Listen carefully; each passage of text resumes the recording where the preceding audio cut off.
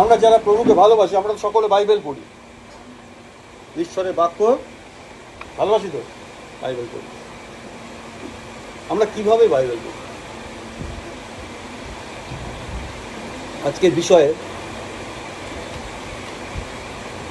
তিনি যেমন জ্যোতিতে আছে আমরাও যদি তেমন জ্যোতিতে চলি। এই বিষয়ে যাবার আগে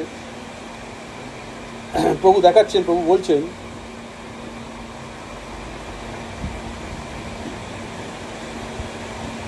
বাইবেল অধ্যয়ন যখন আমরা করি, আমরা কিভাবে বাইবেল অধ্যয়ন করি, এই প্রসঙ্গে কিছু কথা আমি বলতে চাই।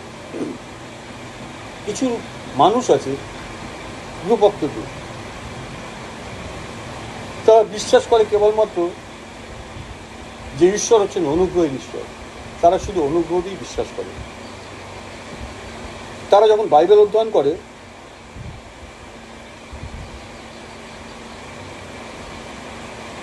তারা অন্বেষণ করে শুধু সেই অংশটাকেই গ্রহণ করে যার মধ্যে অনুগ্রহ আছে।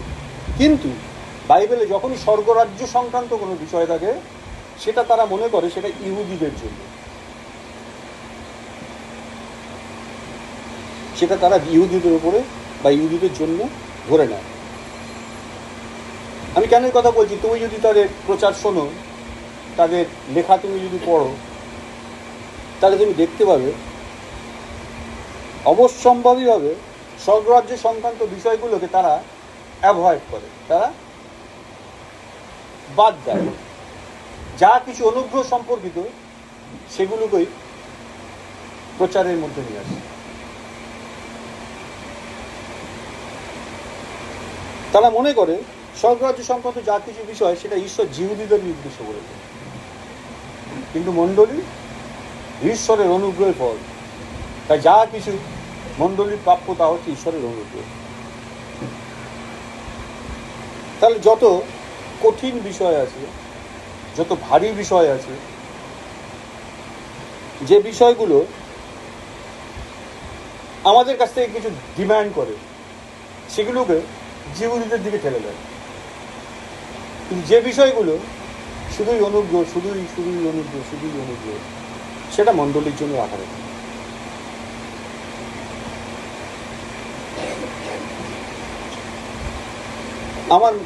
আমি এটাকে মূর্খামি বলে মনে করি। দেখো, ঈশ্বরের বাক্য তার সন্তানদের জন্য হতে পারে তারা জিহুদি, অথবা হতে পারে তারা পরজাতি। বাক্য কার জন্য? তার সন্তানদের জন্য। তারা জিহুদি হোক বা পরজাতি হোক, তাতে কিছু যায় আসে না। অনেকে বলেন যে পৌল স্পেসিফিক্যালি যে এপিস্টেলগুলো লিখেছেন, অর্থাৎ পৌলের লেখা যে চিঠিগুলো আমরা দেখি, সেগুলো কোথাও মেনশন করা নেই যে পরজাতীয়দের জন্য তিনি লিখেছেন।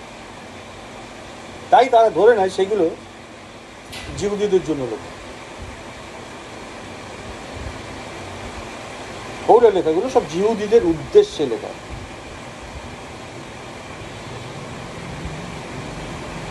কিন্তু এই ধরনের ব্যাখ্যা ঈশ্বরের বাক্যকে ঠিকভাবে প্রতিফলিত করে না। অনেকে আবার বলে পুরাতন বাক্যগুলো, অর্থাৎ ওল্ড টেস্টামেন্ট সংক্রান্ত বাক্যগুলো ইহুদিদের জন্য।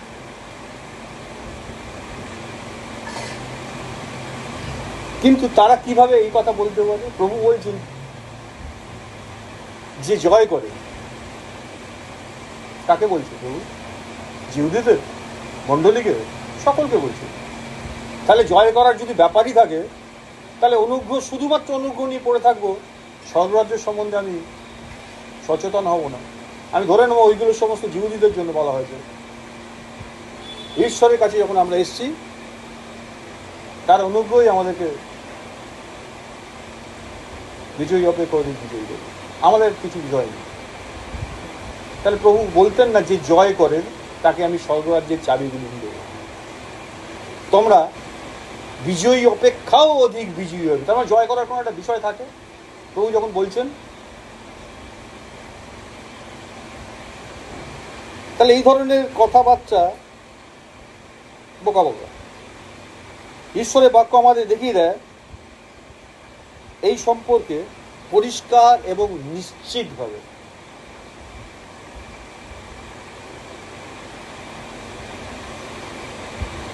আমাদেরকে কি খেতে হবে, কি গ্রহণ করতে হবে? আমাদের ঈশ্বরের প্রতিটা বাক্যকে নিতে হবে, খেতে হবে।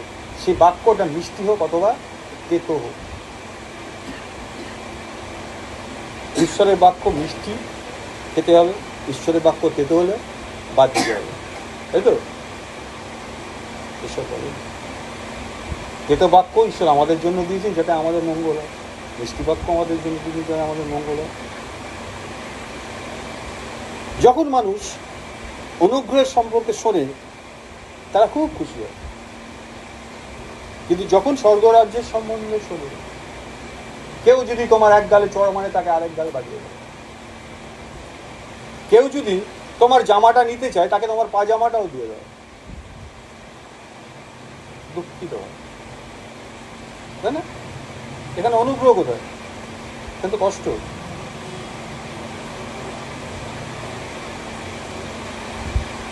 কিন্তু ঈশ্বরের বাক্য ব্যালেন্সড, সম্পূর্ণ নিয়ন্ত্রিত। একদিকে আমরা দেখতে পাই অনুগ্রহ অনুগ্রহ অনুগ্রহ অনুগ্রহ প্রাচুর্য, আরেকদিকে আমরা দেখতে পাই ধার্মিকতা, ব্যালেন্স। কোনোটাকে তুমি বাদ দিতে পারবে না। এই প্রসঙ্গে একটা নীতি কথা মনে করছি। আমরা ছোটবেলায় নীতি কথার গল্প পড়তাম না? ঈশপের নীতি, ঈশপের গল্প, নানা রকম গল্প পড়তাম। এরকম একটা গল্প ছিল, এক ঈগল পাখি আর একটা বেড়ালের দেখা হয়েছিল। আর ঈগল পাখিটা বেড়ালকে বলছে, জানো আকাশটা কি বিউটিফুল, কি সুন্দর, আকাশে কি নেই। আমি যখন আকাশে থাকি মেঘের ওপর দিয়ে যাই, ওপর থেকে অত সুন্দরভাবে আমি সব কিছু দেখতে পাই। আমি পাহাড় পর্বত সিংহ সব দেখতে পাই, আমি তারা গ্রহ নক্ষত্র দেখতে পাই। তুমি কি চাও আমি তোমাকে সঙ্গে করে আকাশে নিয়ে যাই? বেড়ালটা শুনে বলল, না না, আমি আকাশে যেতে চাই। ঈগল বলল, কেন এত সুন্দর জায়গায় তুমি যেতে চাও না কেন? বলে, না ওখানে তো ইঁদুর নেই। যদি আকাশে ইঁদুর থাকতো তাহলে আমি তোমার সঙ্গে আকাশে যেতাম।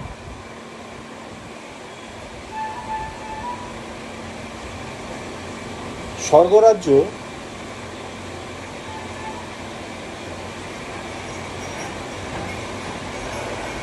দ্য হোলিয়েস্ট প্লেস, অন্যতম পবিত্র স্থান, পবিত্র জায়গা, যেখানে পাপ নেই, যেখানে জগৎ নেই, যেখানে শয়তান নেই। ঈশ্বর যদি তোমাকে সেখানে নিয়ে যান, গিয়ে থাকতে পারবে?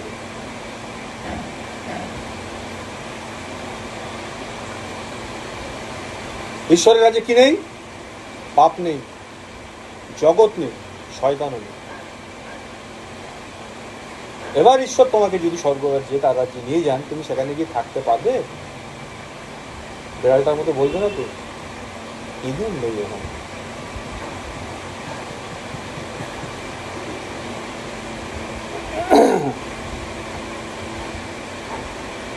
আজকে যদি তুমি না ফেরো, অর্থাৎ তোমার মনোভাব যদি না পাল্টাও,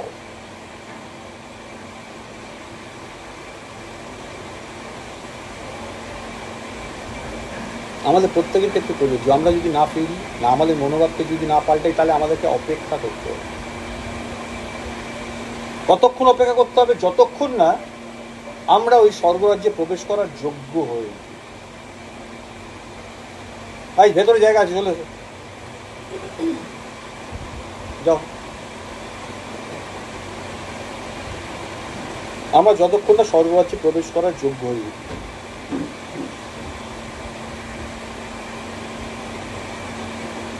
এটা ঠিক যে প্রভু যীশু খ্রিস্ট আমাদেরকে পরিত্রাণ দিয়েছে,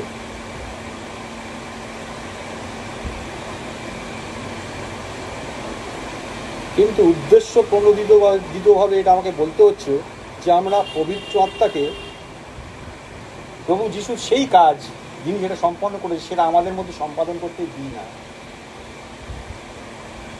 তিনি আমাদের পরিত্রাণ করেছেন, এ বিষয়ে কোনো সন্দেহ নেই, আমরা পরিত্রাণ প্রাপ্ত। কিন্তু তারপরেও তিনি আরও কাজ করেছেন। তিনি বলেছেন আমার যাওয়া ভালো, আমি গিয়ে তাকে পাঠিয়ে দেবো, তিনি এসে তোমাদেরকে সম্পূর্ণ সত্য দিয়ে পথ দিবে। তাহলে তার যে সম্পন্ন কাজ আমাদের মধ্যে পবিত্রতা যেটা সম্পন্ন করবেন সেটা আমরা অ্যালাউ করি।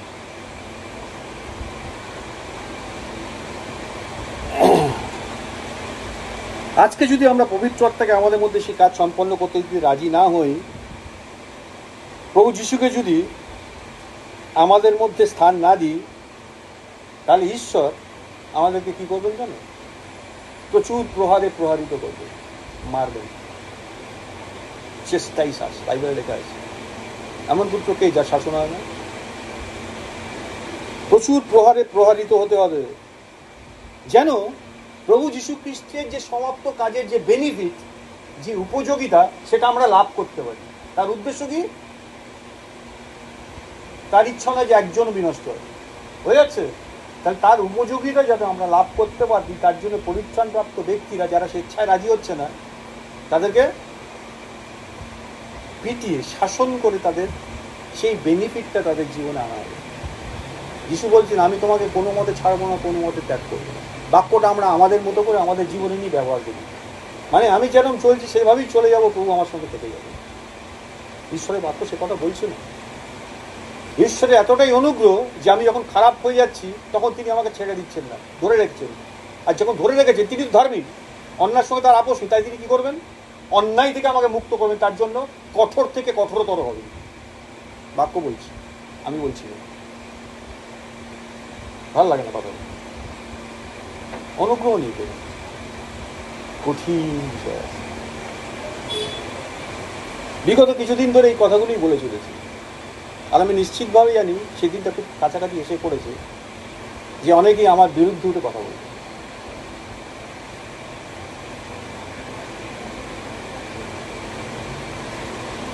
অলরেডি কিছু কিছু জায়গায় গুঞ্জন শুরু হয়ে গেছে। দেখো, এই কথাগুলো যদি আমার কথা হতো তাহলে আমার কোনো আপত্তি ছিল না, কিন্তু এই কথাগুলো যদি ঈশ্বরের কথা হয়ে থাকে, আমি কি করার?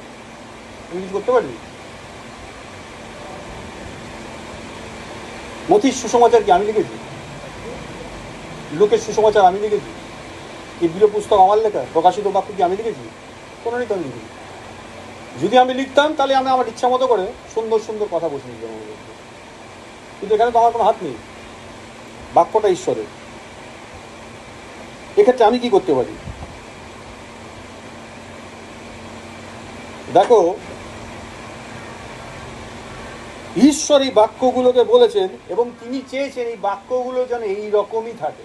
প্রকাশিত বাক্য শেষ করে দেখবে, শেষটায় লেখা আছে যা কিছু আমি বললাম কেউ যদি এর মধ্যে কিছু যোগ করে অথবা কেউ যদি বিয়োগ করে, তার মানে তিনি কি চেয়েছেন? তার কথিত বাক্য যেন এক্স্যাক্ট সেই রকমই থাকে। তাহলে আমি কে এখানে কিছু করার? আমার কিছু করার আছে? তাহলে যখন তোমরা বাইবেল পড়বে, আরো একবার বলছি, তখন ঈশ্বর কি বলছেন সেই বিষয়ে মনোযোগ দেবে। মানুষ কি বলেছে ওটাই মনোযোগ দেওয়ার কোনো দরকারই নেই। কারটা মনোযোগ দিতে হবে? ঈশ্বর বাক্যে কি বলছে, তার প্রত্যেকটা বাক্য লেখা আছে 7 বার খাঁটি করা সোনার সময়, purified gold, 7 Times purified gold. তাহলে তিনি যেটা বলছেন সেটাই গুরুত্ব দেবো, না লোকে যেটা বলছে সেই বাক্যটাকে ব্যাখ্যা করছে সেটাকে গুরুত্ব দেবো? দেখো, অনেকে বাইবেল পড়ার ক্ষেত্রে, পাঠ করার ক্ষেত্রে, অনেকের ক্ষেত্রে বড় সমস্যা হলো ঈশ্বরের সন্তানদের মনের মধ্যে না একটা পক্ষপাত আছে, পক্ষপাত দুষ্টতা আছে। তাদের কাছে এমন কিছু আছে, ভেতরে আছে, যেটাকে তারা সত্য বলে মনে করে, প্রি অকুপাইড সেটা। এবং আরো কিছু কিছু জিনিস তাদের কাছে আছে যেটাকে তারা অর্থোডক্স বা ধর্মবিরোধী মনে করে, এটা আমাদের জন্য নয়, ভেতরে সেট করা আছে। অর্থাৎ যা কিছু তাদের সঙ্গে মেলে, আমি যখন বাক্য পড়ছি আমার সঙ্গে মিলে মিলে যাচ্ছে, তখন সেগুলো সত্য। কিন্তু আমি যখন বাক্য পড়ছি যেগুলো আমার সঙ্গে ঠিক মিলছে না, সেগুলো আমার না, ইহুদিদের জন্য।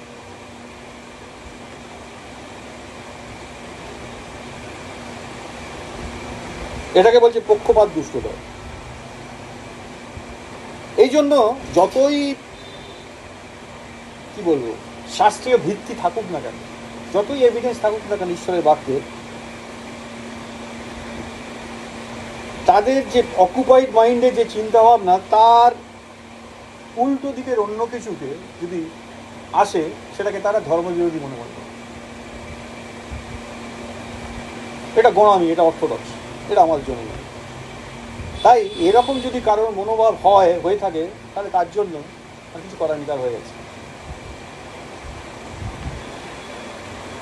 ঈশ্বরের বাক্য বলছে আমাদের প্রতিনিয়ত ধৌত হওয়ার প্রয়োজন আছে। ক্লিনজিং, প্রভু যিশুর রক্ত আমাদেরকে সমস্ত পাপ থেকে মুক্ত করে দিই, উই আর সেভড ওয়ান, তাই না? কিন্তু প্রতিদিন আমাদের ধৌত হওয়ার প্রয়োজন আছে। তাই আজকে প্রশ্ন হচ্ছে, যদি আমরা পাপ করে ফেলি কি করব?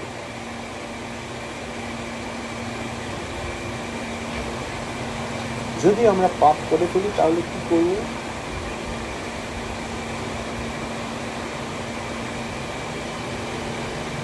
যদি আমরা আবার অশুচি হয়ে পড়ি তাহলে আমরা কি করব?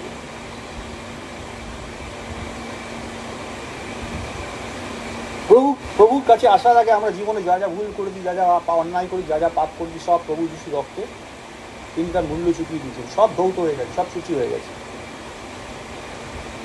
কিন্তু তারপরে যদি আমরা কিছু করে থাকি, আফটার উই হ্যাভ সেড, বা পরিত্রাণ পাওয়ার পরে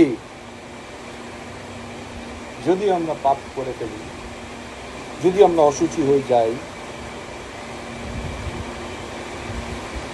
তাহলে কি হবে? আমরা ঈশ্বরের দ্বারা প্রভাবিত হতে চাই, তাই কি? ও বলতে চায়, কাকে ঈশ্বর প্রহার করেন বলতো?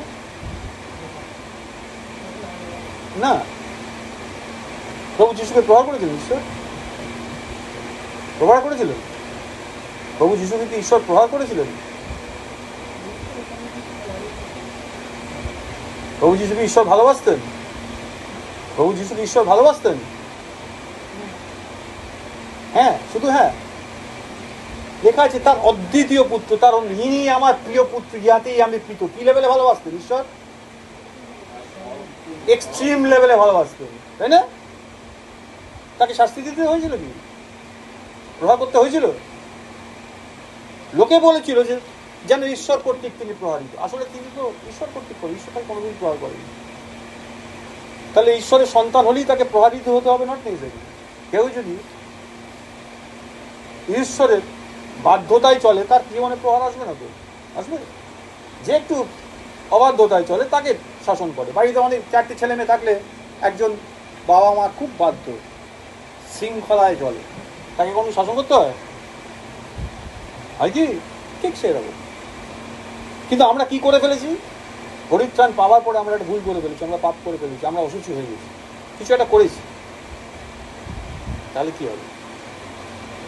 অথচ আমরা ঈশ্বরের দ্বারা প্রহারিত হতে চাইছি না।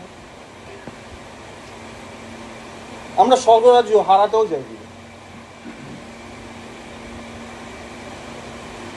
দ্বিতীয় মৃত্যুর দ্বারা বা দ্বিতীয় মৃত্যুর আঘাত দ্বারা আহত হতে চাইছি না। আমাদের কখনোই দ্বিতীয় মৃত্যুতে যেতে হবে না, বলেই দিয়েছেন ঈশ্বর। কিন্তু লেখা আছে, আমরা বাইবেল স্টাডিতে দেখছিলাম, দ্বিতীয় মৃত্যুর আঘাতে আহত হতে পারে।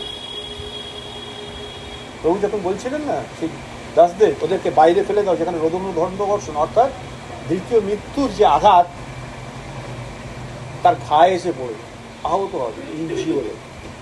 আমরা সেটা হতে চাই, চাই কি?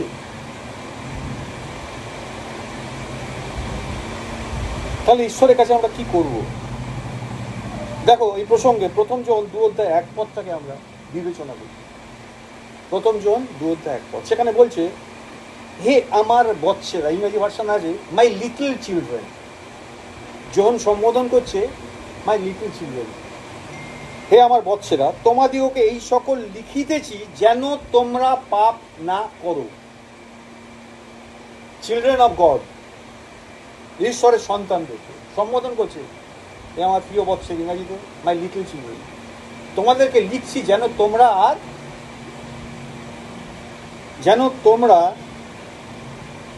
আর পাপ না করো। বলেনি যেন তোমরা পাপ না করো, আর তো দূরের কথা, পাপ করো না। তাহলে একজন খ্রিস্টানের জীবনের উদ্দেশ্য কি বলতো? What is the goal of a Christian? Not two scene, পাপ না করা। সিম্পল। যে কোনো খ্রিস্টানের জীবনের গোল বা উদ্দেশ্য বা লক্ষ্য হচ্ছে পাপ না করা। জন এই বাক্যগুলো লিখেছিলেন যাতে আমরা পাপ না করি।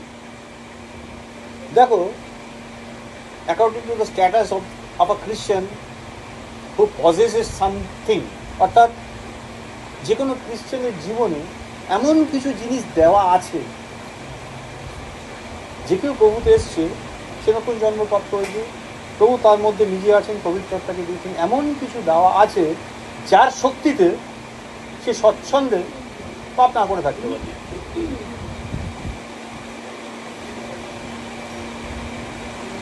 তোমরা ভয় পেও না, আমি জগৎকে জয় করেছি,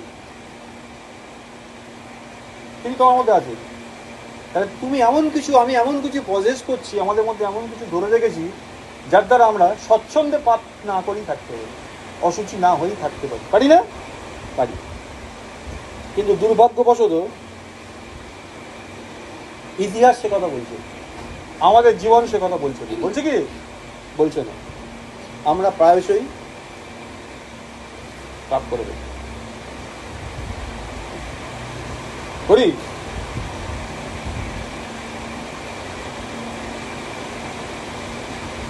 পাপ করি না? করি না?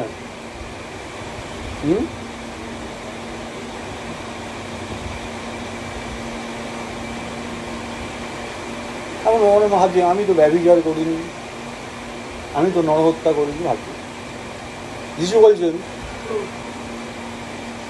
নরহত্যার সঙ্গে প্যারাল করে দিয়েছি করতে, ব্যভিচারের সঙ্গে প্যারাল করে দেন, একটু অন্যভাবে টাকা নেবে।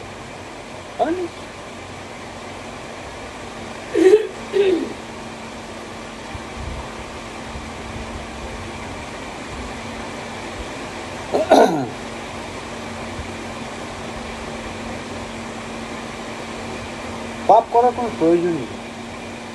আমাদের মধ্যে ঈশ্বর যা কিছু দিয়ে দিয়েছেন, আমাদের মধ্যে যা আছে, আমাদের জীবনে কোনো প্রয়োজন নেই পাপ করার। করি কেন?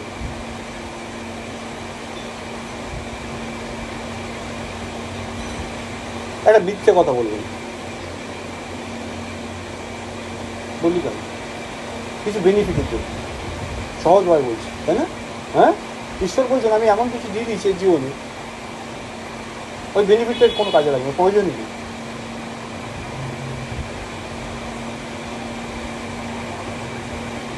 জন বলে চলেছেন, দেখো জন লিখছেন, আর যদি কেউ পাপ করে, কন্টিনিউ, তিনি বলছেন আমার প্রিয় বৎসেরা, তোমরা পাপ করো না। থেমে যাননি তিনি, তারপর বলছেন যদি কেউ পাপ করে, বলছেন। এইখানে আমরা দেখতে পাই সেই সমস্যাটা নিয়ে ডিল করা হচ্ছে যখন কোনো খ্রিস্টান পাপ করে ফেলে। তিনি কাদের বলছেন? মাই লিটল চিলড্রেন, বলছেন আমার প্রিয় বৎসদেরকে, ঈশ্বরের প্রিয় বৎসদেরকে, ঈশ্বরের সন্তানদের উদ্দেশ্যে বলছেন। দেখো,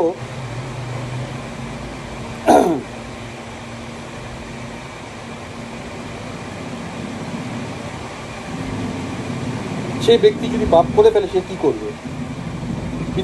জন কন্টিনিউ করছে, তবে পিতার কাছে আমাদের এক সহায় আছেন, তিনি ধার্মিক যীশু খ্রিস্ট। যদি করে ফেলি, পিতার কাছে এক সহায় আছে, সহায়।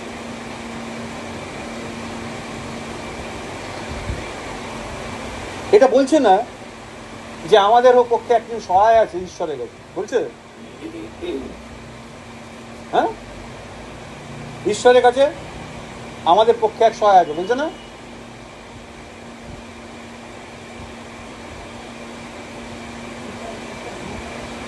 মানে ঈশ্বরের কাছে আমাদের এক সহায় আছে। তাই তো? বলছেন ঈশ্বরের কাছে, বলছে পিতার কাছে। তার মানে this specific verses are related with the children of God, সবার জন্য নয়। সবার জন্য হলে কি বলতো, ঈশ্বরের কাছে আমাদের এক সহায় আছে, বলতো তো। কিন্তু কি বলছে স্পেসিফিকলি, তার আগে শুরুই করছে আমার প্রিয় বৎসল, অর্থাৎ ঈশ্বরের বৎসল, ঈশ্বরের সন্তানদের উদ্দেশ্যে তিনি তা বলছে, পিতার কাছে আমাদের এক সহায় আছে। পরিত্রাণপ্রাপ্ত কেউ, তাদের মধ্যে থেকে কেউ যারা ঈশ্বরের সন্তান, তারা যদি পাপ করে, তাহলে তাদের পক্ষে এক সহায় আছে পিতার কাছে। অর্থাৎ এই বিষয়টা এমন একটা বিষয় নয় যে যেটাকে নিয়ে জগতের বা সিস্টেমের ন্যায়ালয় হাজির হয়েছে, কোর্টে একটা কেস উঠেছে, এটা তা নয়। এটা পরিবারের আভ্যন্তরীণ বিষয়, পিতার কাছে বলছি। তার মানে ইটস আ ফ্যামিলি ম্যাটার, হয়ে যাচ্ছে। আমাদের এক সহায় আছে। এখানে ইংরেজিতে আমরা ভার্সটা লেখা আছে উই হ্যাভ অ্যান অ্যাডভোকেট, ইংরেজি ট্রান্সলেট করবে। অরিজিনাল গ্রিক ভাষায় যেখানে লেখা আছে সেখানে আছে প্যারাক্লিটাস, পক্ষ সমর্থনকারী উকিল, প্যারাক্লিটাস। প্যারা শব্দ হচ্ছে যিনি পাশে থাকেন।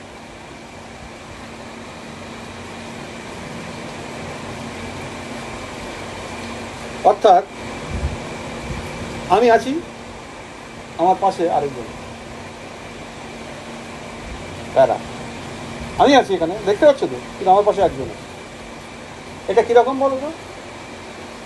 ধরো রেলের লাইন দেখেছো তো? হ্যাঁ, রেলগাড়ি যখন যায় লাইনের উপর দিয়ে কটা লাইন থাকে? দুটো লাইন থাকে। তখন একটা লাইন দিয়ে রেল যাচ্ছে, দেখেছো? দুটো লাইন দিয়ে রেল যাচ্ছে। এবার তুমি বজবজ থেকে যাচ্ছ, যেতে যেতে যেতে দেখবে মোটামুটি লেক গার্ডেন ছাড়িয়ে গেল, তারপরে দেখবে ওই দুটো লাইন চলছিল, হঠাৎ একটা লাইন শিয়ালদার দিয়ে গিয়ে একটা ক্যানিংয়ে দিয়ে চলে গেছে। হয় দুটো একসঙ্গে। অর্থাৎ সবসময় দুটো পাশাপাশি থাকে। প্যারাক্লিটাস হচ্ছে পক্ষ সমর্থনকারী যিনি সঙ্গে থাকেন। প্যারাক্লিটাস হচ্ছে যিনি প্লিড করেন, আমার হয়ে যিনি কথা বলেন।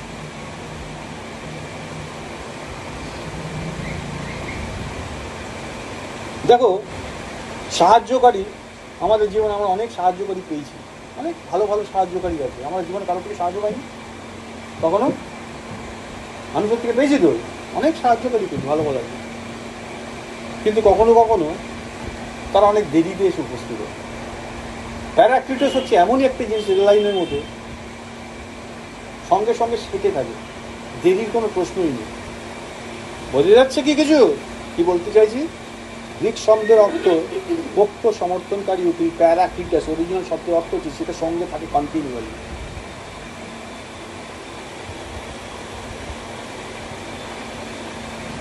যদি সঙ্গে না থাকতো, যেটা বলতো আমার সাহায্য দরকার, অনেকে আমার সাহায্য করতে ভালোবাসে কিন্তু আমার কাছে নেই এখন, মানে এরকম হয়েছে।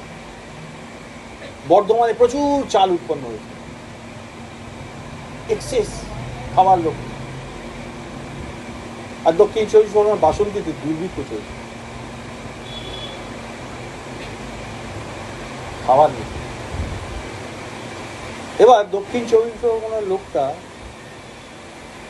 খাচ্ছে, খেতে পারছে না, আর বর্ধমানে খাবার উচ্ছে পড়ছে। এবার বর্ধমানের লোক চাইছে দক্ষিণ চব্বিশ পরগনার চালটা, মানে খিদেটা মিটিয়ে দিতে পারছে, অনেক দূরে, তাই না? তার ইচ্ছা আছে, বাসনা আছে, কিন্তু সম্ভব হয়ে উঠছে না, কারণ সেটা অনেক দূরে আছে। এক্ষেত্রে কী হচ্ছে? প্যারাক্লিটাসের ক্ষেত্রে পক্ষ সমর্থকের উচিত যখনই প্রয়োজন তখনই তাকে অ্যাক্সেস করতে পারে, তখনই তিনি আসেন।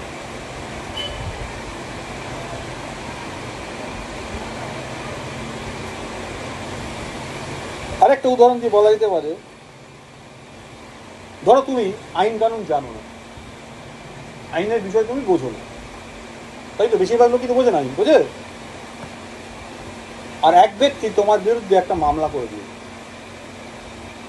তোমাকে আদালতে টেনে নিয়ে গেছে, তোমার বিরুদ্ধে দোষারোপ করেছে। কারণ সে জেনে গেছে তুমি অ্যাকচুয়ালি আইন কানুন বোঝো না, তাই তোমাকে জব্দ করার জন্য তোমার বিরুদ্ধে একটা অভিযোগ করে তোমাকে কোর্টে টেনে নিয়ে গেছে। আর কোর্টে সে যে প্রশ্নগুলো করবে তার কিভাবে উত্তর দিতে হয় তুমি জানো না, কারণ তুমি আইন জানো না।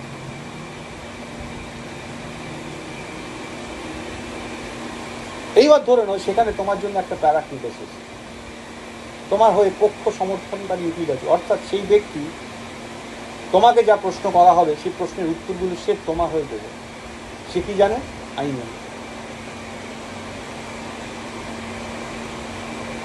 বিরুদ্ধ পক্ষ বলছে তুমি পাপ করেছো, ইউ হ্যাভ সিন, মামলা আদালতে গেছে। আর তোমার প্যারাক্লিট, তোমার পক্ষ সমর্থনকারী উকিল বলছেন না তুমি পাপ করো।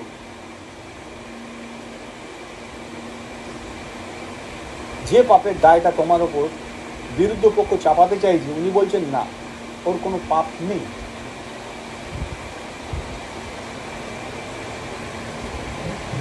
যিনি বলছেন তিনি কে? তিনি আইন জানেন। যে দোষারোপ করেছে সে আইন জানে, তুমি আইন জানো। বোঝা যাচ্ছে আমার কথাটা? এবার সে তোমার বিরুদ্ধে দোষারোপ করছে যে তুমি পাপ করেছো, আর তোমার পক্ষ সমর্থনকারী বলছে না ও পাপ করেনি, কোনো পাপ নেই। বিচারককে ঈশ্বর, জাজ, তিনি তোমার হয়ে সব উত্তর দিয়ে দিচ্ছেন। তোমার পক্ষ সমর্থনকারী উকিল অর্থাৎ বিবাদী পক্ষের উকিল, ডিফেন্স লয়ার বলে। এই কথাটা মানে কি? তোমার পাশে এমন একজন কেউ আছেন যিনি কন্টিনিউয়ালি তোমার উত্তর দিচ্ছেন, তোমার উত্তর দিচ্ছেন সমস্ত অভিযোগে। যখন কোনো খ্রিস্টান, যদি কোনো খ্রিস্টান পাপ করে ফেলে, তাহলে পিতার কাছে একজন আছে যিনি তার ওই উত্তর দেন। এবার ডিটেলটাই আছে, বুঝি ব্যাপারটা। প্রভু যীশু খ্রিস্ট হচ্ছেন খ্রিস্টানদের জন্য পক্ষ সমর্থনকারী। কেন এই লড়াইটা? কেন প্রভু যীশুকে আমার যাওয়া তোমাদের পক্ষে ভালো, কথাটা মনে পড়ে কি? হ্যাঁ, প্রভু যীশুর কথিত এই বাক্যটা মনে পড়ে, আমার যাওয়া তোমাদের পক্ষে ভালো। কেন বলো তো? তিনি যদি না যান তাহলে তোমার বিরুদ্ধে ওটা কেসগুলো এক্সপার্টি হয়ে যাবে, তোমার পক্ষে কেউ নেই কোর্টে। ভালো করে বোঝো। হে আমার প্রিয় বৎসেরা, পাপ করো না। যদি কেউ পাপ করে সে মরিবেই মরিবে।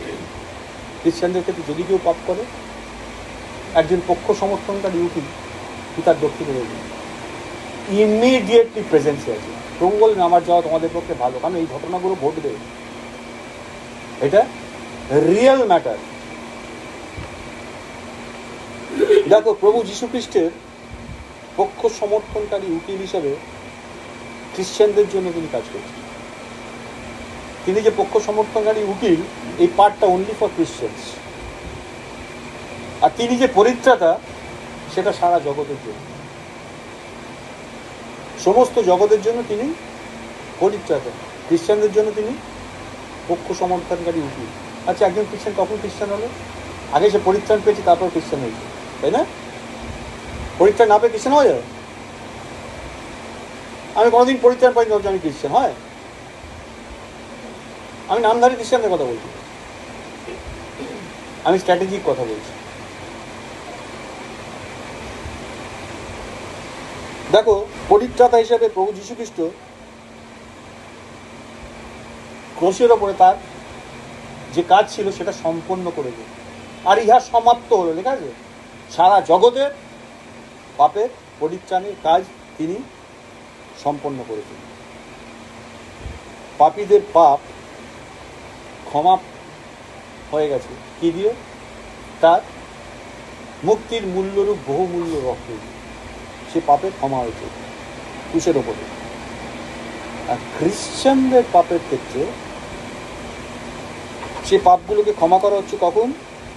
যখন প্রভু যীশু তার ওকালতিটা করছেন, তখন সেই পাপটা ক্ষমা হচ্ছে।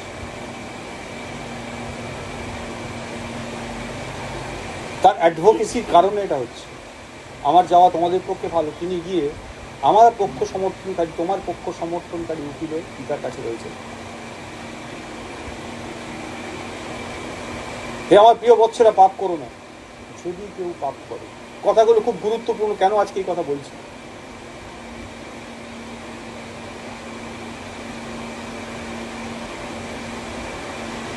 তাহলে প্রভু যিশুর এই ওকালতি কার্যটা আসলে কি সম্পন্ন করছে বলো তো?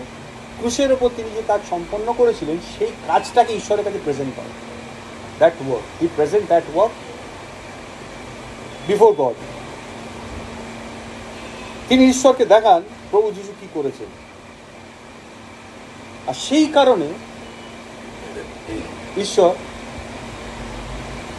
পানিশমেন্ট দিতে পারেন, তোমাকে বা আমাকে পানিশমেন্ট দিতে পারেন না। ঈশ্বর বলেছিলেন কি?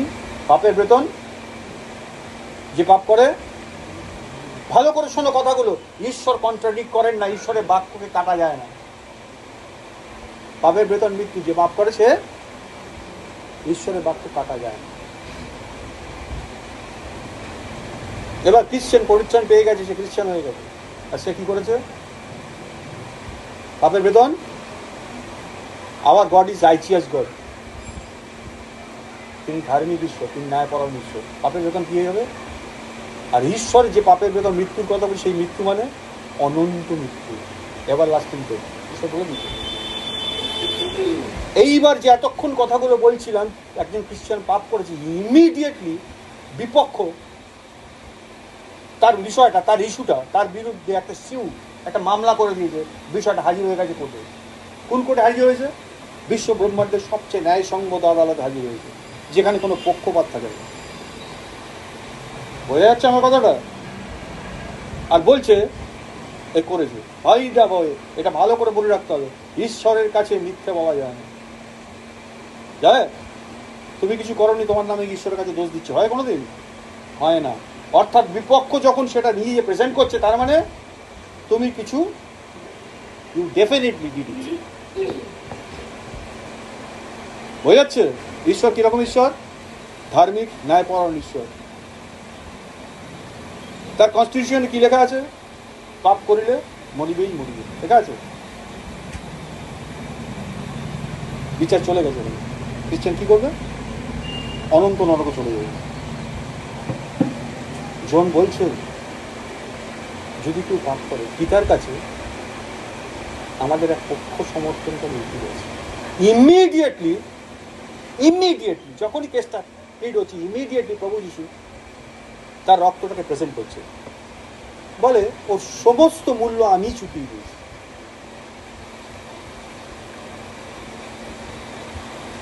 ইমিডিয়েটলি পিতা কি করছেন? আর আমাকে ডিল করছেন না, ওই জায়গা থেকে আমাকে রিলিজ করে দিচ্ছেন, কারণ তিনি তো মূল্য পেয়ে গেছেন। তিনি পাপের বেতন মৃত্যু, রক্তসেচন ব্যতীত পাপের মোচন হয় না। মৃত্যু পাপের, পাপ করলে মৃত্যু থেকে বেরোতে গেলে রক্তসেচন দরকার। কোন রক্ত? নিষ্পাপ নিষ্কলঙ্ক মেষশাবকের রক্ত। সেটা ঘটেছে তো। আর প্রভু যিশু সেটা নিয়ে পিতার কাছে ইমিডিয়েটলি হাজির হয়ে যাচ্ছেন। এই দেখো, বিবাদী পক্ষের হয়ে আমি দাঁড়িয়েছি, আর আমি বলছি ওর সমস্ত পাপের দাম দেনা আমি চুকিয়ে দিয়েছি। এবার মামলাকারী লয়ার চুপ হয়ে যাচ্ছে, আর কিছু বলার থাকছে না ব্যাপারে। হয়ে যাচ্ছে? আর পিতার কাছে আর কোনো উপায় থাকছে না, কারণ তার বাক্যে তিনি ধার্মিক। তাই আমাকে ছেড়ে না দিয়ে তার কোনো উপায় থাকছে না। বোঝা যাচ্ছে কথাটা? খ্রিস্টানদেরকে বলছে, শেষ হয়নি কথা।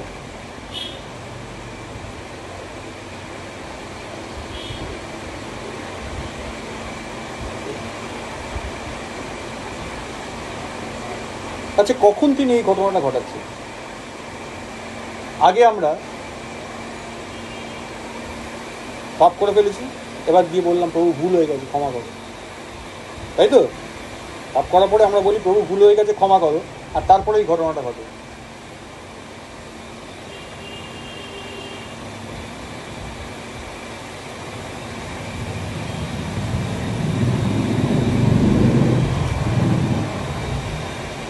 কিছু বলতে পারছো না কেন?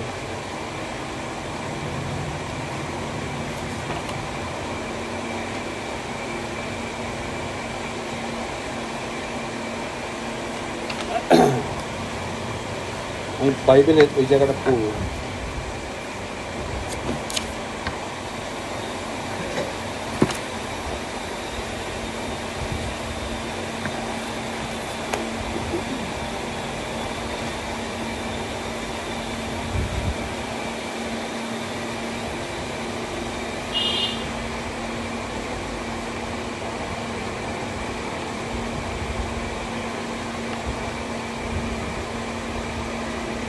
প্রথম জন আর 1 অধ্যায় 8 পদ থেকে পড়ছি আমি। আমরা যদি বলি যে আমাদের পাপ নাই, তবে আপনারা আপনাদিগকে ভুলাই এবং সত্য আমাদের অন্তরে নাই। যদি আমরা আপন আপন পাপ স্বীকার করি, তবে তিনি বিশ্বস্ত ধার্মিক, সুতরাং আমাদের পাপ সকল মোচন করিবেন এবং আমাদিগকে সমস্ত অধর্মিকতা হইতে সূচি করিবেন। যদি আমরা কি করি? আপন আপন পাপ স্বীকার করি, তিনি বিশ্বস্ত ধার্মিক। তাহলে প্রভু যিশু তার অ্যাডভোকেসিটা কখন হয়? কখন হয়?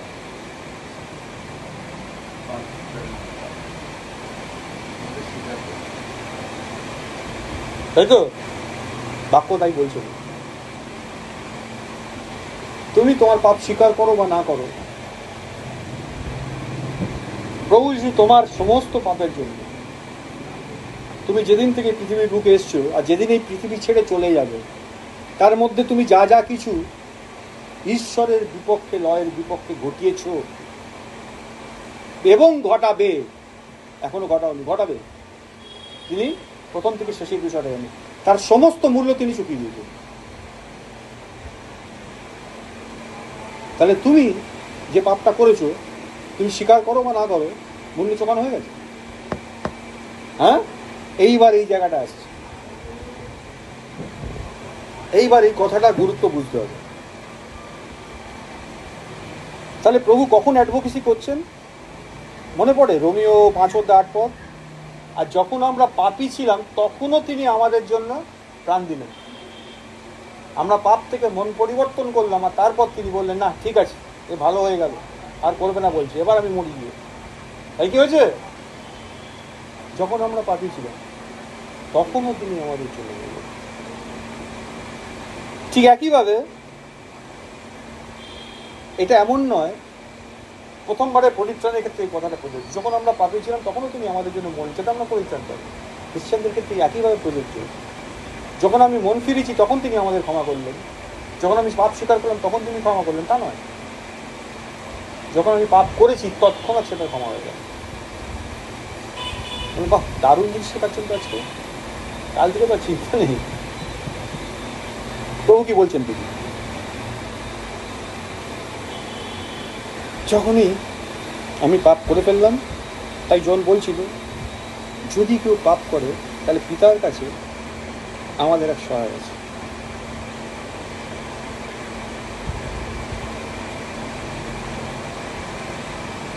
এটা এমন নয় যে আমরা পাপটা স্বীকার করি যে তিনি আমাদের ওই অ্যাডভোকেসি বা ওকালতি করছেন, বরঞ্চ যখন আমরা পাপ করছি তখনই তিনি আমাদের হয়ে, তখন যে মুহূর্তে আমি পাপটা করলাম ইমিডিয়েটলি সেটা ঈশ্বরের কাছে চলে যায়, আর সেই মুহূর্তে তিনি ওকালতিটা করছেন আমাদের। তাই জন এখানে বলেছেন কেউ যদি পাপ করে তাহলে আমাদের পিতার কাছে আমাদের এক সহায় আছে। তিনি এই কথা বলেননি সে যদি আগে রিপেন্ট করে, সে যদি তার পাপকে স্বীকার করে, সে যদি ভুলটা বুঝতে পারে, পাপটাকে স্বীকার করে আর ক্ষমার জন্য সে বিনতি করে, পাপটা ক্ষমা করার জন্য সে যদি বিনতি করে, তাহলে প্রভু যিশু আমাদের পক্ষে ওকালতি করবে। এবং বলেনি তো, বলেছেন যদি কেউ পাপ করে পিতার কাছে আমাদের সহায়। যখনই পাপ করছে ইমিডিয়েটলি অ্যাডভোকেসি চালু হচ্ছে। বোঝা যাচ্ছে কথাটা? এখানে তোমার স্বীকার টিকারের কোনো ব্যাপার নেই, কিন্তু কি হচ্ছে এফেক্টিভ এবার ভালো করে বুঝবি। অর্থাৎ যে কোনো মুহূর্তে, যেই মুহূর্তে সেই ব্যক্তি, একজন পরিত্রাণপ্রাপ্ত ব্যক্তি পাপ করছে, তৎক্ষণাৎ প্রভু যীশু খ্রিস্ট তার ক্ষতগুলো, তার রক্ত পিতার সামনে হাজির করে দিচ্ছেন। ক্রুশেতে তার সমাপ্ত কার্য পিতার কাছে হাজির করছেন, যে এই দেখো ওর পক্ষে আমিই দাঁড়িয়েছি, ওরও আমি মূল্য চুকিয়েছি।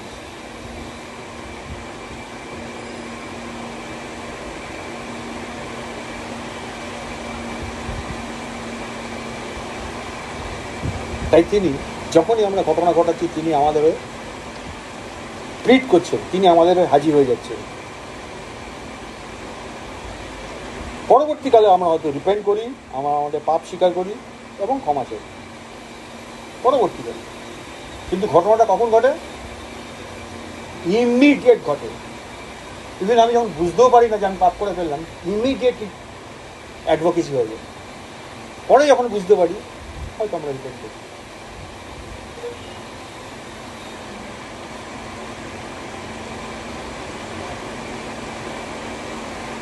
দেখো, প্রভু যীশু খ্রিস্ট একদিনই তার এই ক্রুশেতে সমস্ত কার্যকে তিনি সম্পন্ন করেছেন, একই দিনে। আর তার এই কাজের মধ্যে দিয়ে সব কিছু ধরা আছে। কি ধরা আছে? সমস্ত পাপীদের জন্য পরিত্রাণ,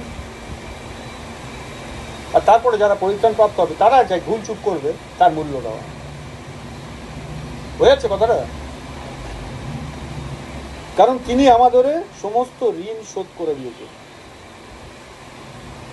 আমার এখনকার ঋণ, আমার অতীতের ঋণ এবং ভবিষ্যতে যে আমি ঋণগুলো করে ফেলবো সেগুলো চুকিয়ে দেওয়া আছে। আমাদের সমস্ত পাপকে ধৌত করে প্রভু যিশুর রক্ত দিয়ে সূচি করে ফেলা হয়েছে।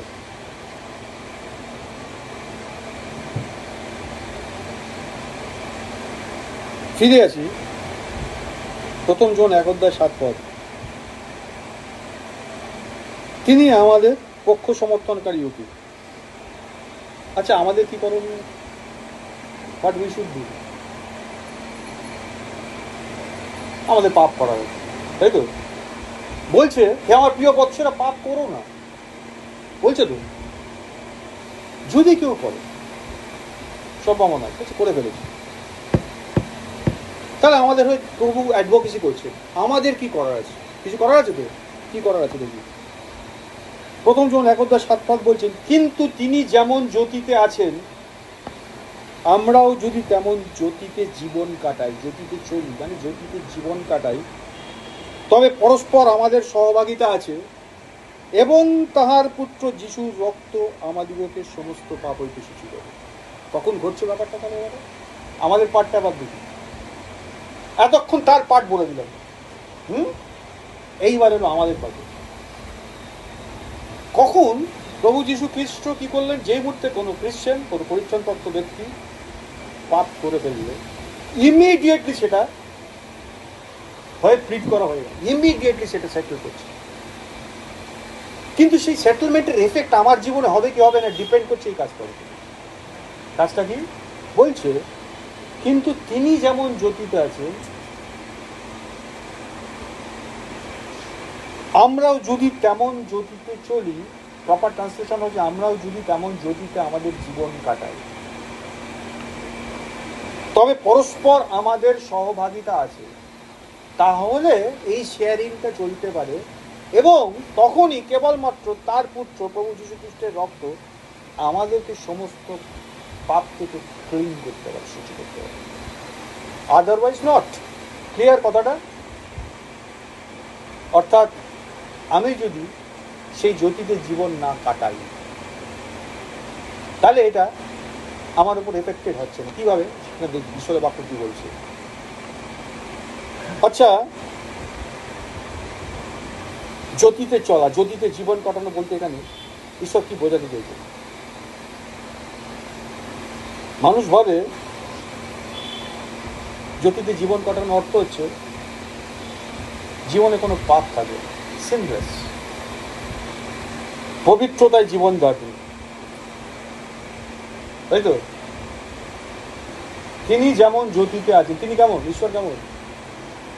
তার মধ্যে অন্ধকারের লেশ মাত্র নেই। ঈশ্বর কখনো কখনো একটু আধটু পাপ করে ফেলেন, এরকম ব্যাপার আছে। তিনি যেমন জ্যোতি, he is always in light, he is holy. আমরাও যদি তেমন জ্যোতিতে জীবন কাটাই, তাহলে কি দাঁড়াচ্ছে? আমরা কি বুঝি? অর্থাৎ আমাদের জীবনে যদি পাপ না থাকে, আমাদের জীবন যদি পবিত্রতায় থাকে, আমরা যদি পবিত্রতায় চলি, তাকে বলে জ্যোতিতে চলা। তাই তো? তাই বুঝেছো তো এতদিন, নাকি অন্য কিছু বুঝেছো? তিনি যেমন জ্যোতিতে আছে, আমরাও যদি তেমন জ্যোতিতে চলি। কিরকম জ্যোতিতে চলবে? হ্যাঁ, এই বাক্যটা পড়েছো না পড়োনি কোনোদিন?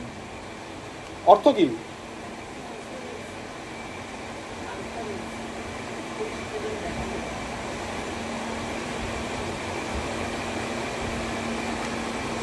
দেখো, আমি কোনোদিন ঈশ্বরের মতো হতে পারবো? হতে পারবে তুমি কোনোদিন ঈশ্বরের মতো? যিশু শেখালেন শিষ্য গুরুর থেকে বড় হতে পারে, তার সমানেরই যথেষ্ট। বুঝলেন তো? ঈশ্বর বলছেন তিনি আমাকে, তিনি তোমাকে তার প্রতিমূর্তিতে স্বরূপে নির্মাণ করবে, কিন্তু তার এন্টিটি, আমার এন্টিটি, তোমার এন্টিটি আলাদা।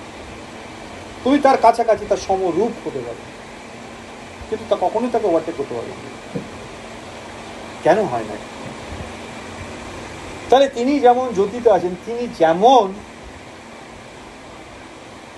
তিনি পাপহীন, তিনি পবিত্র, আমরা তা নেই, তাই কি? কিন্তু যিশুর ধার্মিকতা আমাদেরকে ঈশ্বরের চোখে ধার্মিক বলে প্রতিগণিত করে বা গণ্য করে। আমরা ধার্মিক নই, আমাদের গণ্য করে। কেন? কারণ আমাদেরও তিনি মূল্য চুকিয়ে দেন। আর সেটাকে যখন আমি রিসিভ করি, সেটা যখন বিশ্বাস করি, ইমিডিয়েটলি যিশু খ্রিস্ট যতটা ধার্মিক, ঈশ্বরের চোখে তুমিও ততটাই ধার্মিক বলে প্রতিগণিত হই। বোঝাতে পারছি ব্যাপারটা?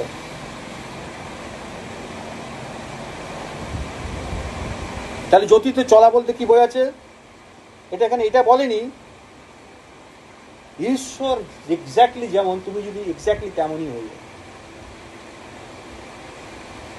তাহলে তার সঙ্গে আমাদের সহযোগিতা আছে। এটা বলেনি। শুনতে এরকম মনে হচ্ছে তিনি যেমন জ্যোতিতে আছেন, তুমি যদি তেমন জ্যোতি যাও, তুমি যদি তার মতো হয়ে ওঠো, তাহলে তুমি তার সঙ্গে বা তোমার সঙ্গে তার সহভাগিতা হবে, আদারওয়াইজ হবে না। তাই তো? কিন্তু এখানে বলছে অন্যভাবে, ভালো করে বুঝবি। এখানে বলছে তিনি যেমন জ্যোতিতে চলেন, জ্যোতিতে আছেন, আমরাও যদি তেমনই রিভিল হই, প্রকাশিত। দেখো, এই প্রসঙ্গে বলি, এই শব্দ দুটোর মধ্যে অর্থ কি? তিনি যেমন আছেন, আমিও যদি তেমন হতে পারি। এই শব্দ দুটোর অর্থ বোঝাটা খুব জরুরি।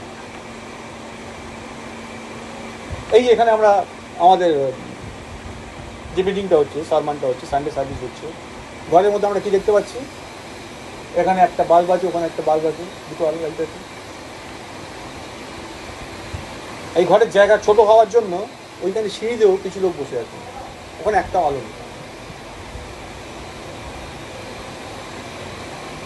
এই ঘরে কি আছে? একাধিক আলো আছে, কিন্তু সিঁড়িতে একটাও আলো নেই। তার মানে এই নয় যে সিঁড়িতে যারা বসে আছে তারা একটু পাপি আর এখানে সব সাধু, আমি সে বলতে চাইছি। বরঞ্চ সিঁড়িতে যারা যারা বসে আছে তাদের মধ্যে কেউ কেউ আমাদের থেকে অনেক বেশি পবিত্র হয় জীবনের মধ্যে। কিন্তু এখানে এটা বলতে চাইছি, যখন আমরা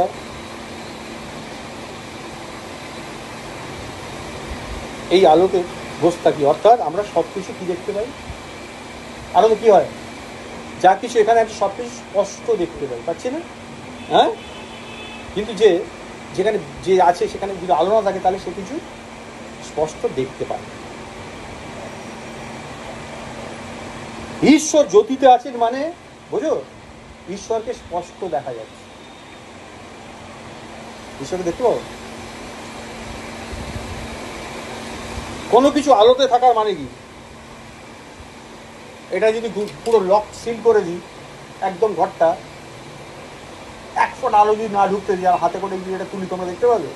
হ্যাঁ, তাহলে এটা নেই কি আছে?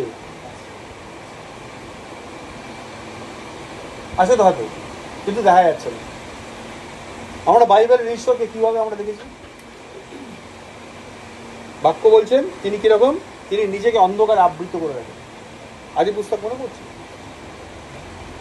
আদিতে সব কিছু ঘোর অন্ধকার ছিল। ইয়োবের ক্ষেত্রে যখন আমরা দেখি, আর ইয়োবকে ঈশ্বর উত্তর দিচ্ছিলেন কোত্থেকে? ঘূর্ণ বায়ুর মধ্যে দিকে নিজেকে আবৃত করে রেখে, অন্ধকারাচ্ছন্ন করে রেখে। মহিষীকে যখন পর্বতের উপর ঈশ্বর দর্শন দিচ্ছিল, ওরে পর্বতে লেখা আছে, আর সেই পর্বতের মাথাটা গভীর ধুমে আচ্ছন্ন হয়ে গেল। মনে পড়ছে কথাগুলো? ঈশ্বর সবসময় নিজেকে কিভাবে রাখেন? হিডেন রাখেন, আবৃত করে রাখেন। পরবর্তীকালে আমরা কি দেখলাম? ফিলিপের প্রশ্নের উত্তরে যিশু বললেন যে আমাকে দেখেছে সে, অর্থাৎ পিতা আবরণ তিনি তুলে ফেলেন, তিনি উন্মোচিত, তিনি উদ্ঘাটিত। পুরাতন বাক্য, পুরাতন নিয়ম থেকে আমরা বিভিন্ন জায়গায় দেখতে পাই ঈশ্বর নিজেকে অন্ধকারে আবৃত করে রাখতেন। আর তিনি কিরম ছিলেন? ঈশ্বর যখন ট্যাবারনাকেল বা সাক্ষ্য তাম্বু নির্মাণ করতে বলেছিলেন মুশিকে, আমরা জানি সাক্ষ্য তাম্বুটা কিরম ছিল। তার একটা বহির প্রাঙ্গণ ছিল, তারপরে তার অন্তর প্রাঙ্গণ ছিল, তারপরে ছিল পবিত্র স্থান, তারপরে ছিল মহাপবিত্র স্থান। ব্যাপারগুলো মনে পড়ছে? বহির প্রাঙ্গণে কি ছিল? সূর্যের আলো ছিল। পবিত্র স্থানে কি ছিল? ল্যাম্প স্ট্যান্ড ছিল, দীপবৃক্ষ ছিল। অতি পবিত্র স্থানে কি ছিল? লেখা আছে মোটা পর্দা দিয়ে ঢাকা ছিল, এক ফোঁটা আলো সেখানে ঢুকতে হবে। লেখা আছে বাইবেলে? সেই ঘরটার মধ্যে কোনো আলো ছিল না। আর সেখানে ওই যে সাক্ষ্য সিন্দুক রাখা থাকতো, সেই করুদ্বয়ের মধ্য থেকে ঈশ্বর কথা বলত কিন্তু ঘরটা কিরম ছিল? অন্ধকার। আর লেখা আছে কেউ সেখানে যেতে পারত না। বছরে একদিন নির্দিষ্ট সময় কেবলমাত্র প্রধান যাজক অনেক কাঠখড় পুড়িয়ে, অর্থাৎ সূচি শুদ্ধতার অনেক প্যারামিটার পার করে ওই ঘরে ঢুকতে হতো। তথাপি বাইবেলে কোনো কোনো জায়গায় আমরা এই ঘটনা দেখতে পাই, যদি কোনো প্যারামিটার মিসিং হতো তাহলে ঈশ্বর আঘাত করতেন, সেই যাজককে মেরে দিতেন। তাই যাজক যখন, প্রধান যাজক যখন ঢুকতো, তার সারা গায়ে ঘন্টা বাঁধা থাকতো, আর কোমরে একটা দড়ি থাকতো। সে তিরস্করণী খুলে ভেতরে ঢুকে যেত। কিছুক্ষণ পরে যদি ঘন্টার আওয়াজ না পাওয়া যেত, লোকেরা দড়ি ধরে ডেড বডিটা টেনে বার করতো। ঈশ্বর স্ট্রাইক করে দিত। তাহলে ঈশ্বর কেমন? নিজেকে আবৃত করে রাখে। বাইবেল বলছে তিনি যেমন জ্যোতিতে আছে, হি ইজ নাও রিভিলড, তিনি উদ্ঘাটিত হয়ে গেছে। আমরাও যদি তেমন জ্যোতিতে থাকি। ভালো করে শুনো।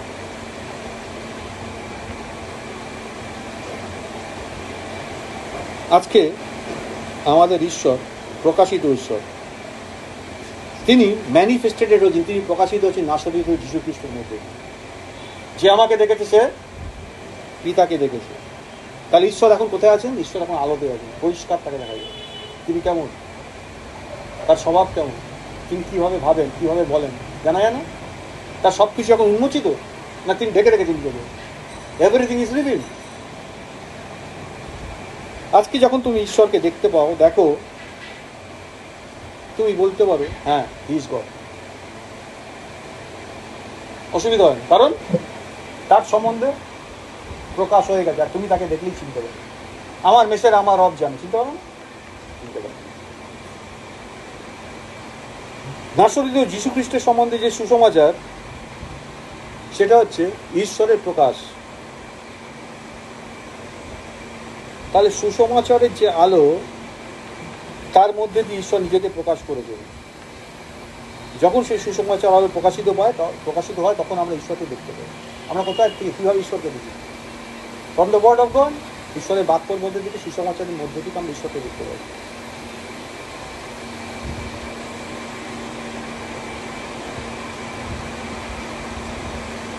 তার মানে এটা না, আমি এটা বলতে চাইছি না যে আমাদের পবিত্র হওয়ার কোনো দরকার নেই, পাপকে রিজেক্ট করার আমাদের কোনো দরকার নেই, এটা আমি বলছি না। আমি এটাই বলতে চাইছি যে এই পদগুলো আমাদেরকে বলে দিচ্ছে যে তিনি যেমন জ্যোতিতে আছে, as God is in the light, so you are. এই পদটা পড়বে, ঈশ্বর যেমন জ্যোতিতে আছে, তোমরাও তেমন জ্যোতি চলো। Walk in the light. যদি ঈশ্বর নিজেকে প্রকাশ করে থাকেন সুসমাচারের আলোতে, আর যদি আমরা তাকে সুসমাচারের আলো দিয়ে দেখতে পাই, আমাদের কি কোনো প্রয়োজন আছে যে পুরাতন নিয়মে গিয়ে ঈশ্বরকে খোঁজা? আচ্ছা, ঈশ্বর কেমন ছিলেন একটু দেখি। খ্রিস্টানরা ঈশ্বরকে খুঁজতে পুরাতন নিয়মে যেতে হয়? পুরাতন নিয়মে ঈশ্বর নিজেকে আবৃত করে রাখতেন। প্রকাশিত হয়েছেন কখন? নতুন নিয়মে এসে। আজকে ঈশ্বর নিজেকে প্রকাশ করবেন। যদি তিনি নিজেকে প্রকাশ না করতেন তবে আমরা সত্যি সত্যি হতাশ হতাম, হতাশ হবার কারণ থাকত। যদি তিনি নিজেকে প্রকাশ না করতেন তবু আমরা কি করতাম? বিভ্রান্ত হয়ে যেতাম। কোথায় খুঁজব ঈশ্বরকে? বাইবেল বলছে তিনি তোমাদের কারোর থেকে দূরে নন। তিনি যদি প্রকাশ না করতেন তাহলে তিনি কেমন ঈশ্বর আমরা জানতে পারতাম না, জানতে পারতাম। তারপরেও তার সম্পর্কে আমাদের কি করতে হতো? ঠিক পুরাতন কালে যেরকম ঈশ্বর বোঝায় এরকম একটা অনুমান করতে হতো। পুরাতন নিয়মের লোকেরা কি করতো? ঈশ্বরকে অনুমানের ভিত্তিতে গেস করতো, ঈশ্বর বোঝায় এরকম। আমাদেরকে সেই রকম অনুমান করতো। ঈশ্বরকে ধন্যবাদ যে তিনি প্রকাশিত হয়েছেন। আজ আমাদের ঈশ্বর আর থিয়েটারের ব্যাকস্টেজের ঈশ্বর নেই, তিনি মঞ্চে অবতীর্ণ ঈশ্বর, স্টেজে আছেন, অন দ্য স্টেজ। এই যে রেভিলেশন বা প্রকাশ বা উদ্ঘাটন শব্দটার গ্রিক প্রতিশব্দ হলো অ্যাপোক্লিপসিস, APOCALYPSIS, অ্যাপোক্লিপসিস গ্রিক প্রতিশব্দ। অ্যাপো শব্দের অর্থ হচ্ছে ছড়িয়ে দেওয়া,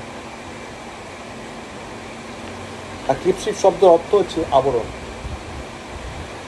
পর্দা। তো অ্যাপোক্লিপসিস মানে পর্দা সরে যাওয়া আছে, আবরণ উন্মোচিত হয়েছে।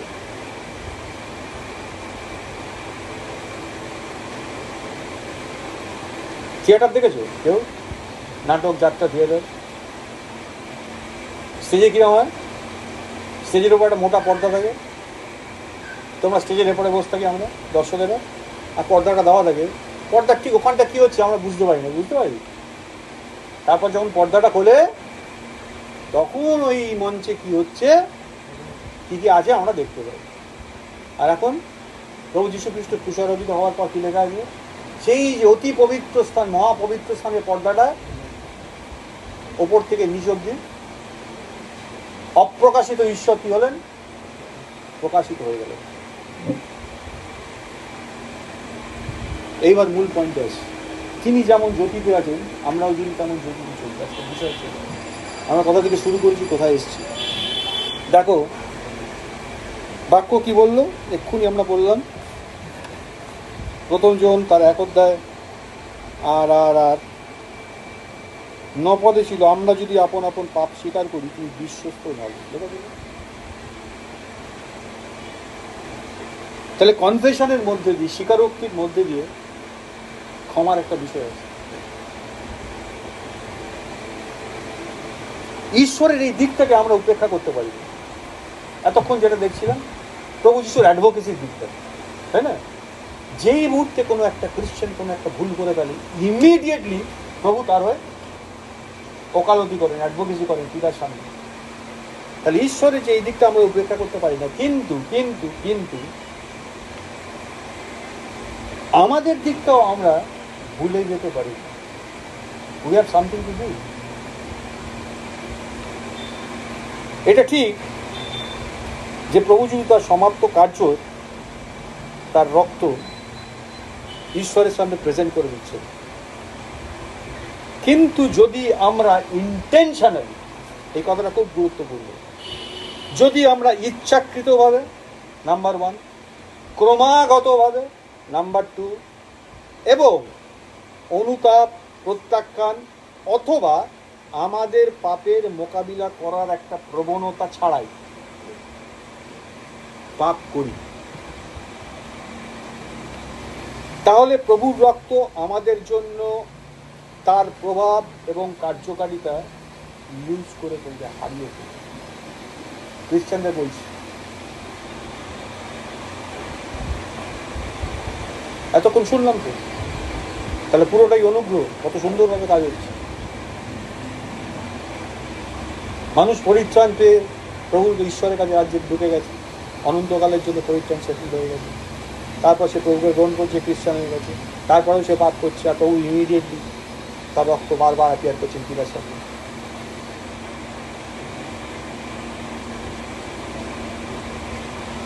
কিন্তু কি বলছে? আমাদের একটা পাপ আছে, সে পার্টটা কি? এরপরেও যদি আমরা ইচ্ছাকৃতভাবে ক্রমাগতভাবে কোনো রকম রিপেন্টেন্স, অনুতাপ ছাড়া, পাপকে রিজেক্ট করার একটা প্রচেষ্টা ছাড়া, পাপের মোকাবিলার করার একটা টেন্ডেন্সি ছাড়াই যদি আমরা পাপ করতে থাকি, তাহলে ওই যে প্রভুর রক্ত, তার এফেক্টিভনেস, তার যে কার্যকরিতা আমাদের এই জায়গা থেকে বার করতে পারে, সেটা লুজ করে ফেলি, সেটা হারিয়ে যাবে। ভালো করে বুঝি কেন হারিয়ে যাবে। প্রভুর রক্ত পাতলা হয়ে যাবে, হ্যাঁ, শুকিয়ে যাবে, কিন্তু কার্যকারিতা হারাবে। দেখো কিভাবে হারাবে। মনে করো, মনে রাখবে এই কথাটা, প্রভুর ক্রুশবিদ্ধ হওয়ার কাজ কেবল আমাদের জন্য না, কিন্তু সমগ্র জগতের মানুষের জন্য, সমস্ত পৃথিবীর মানুষের জন্য, সমস্ত বিশ্বের জন্য।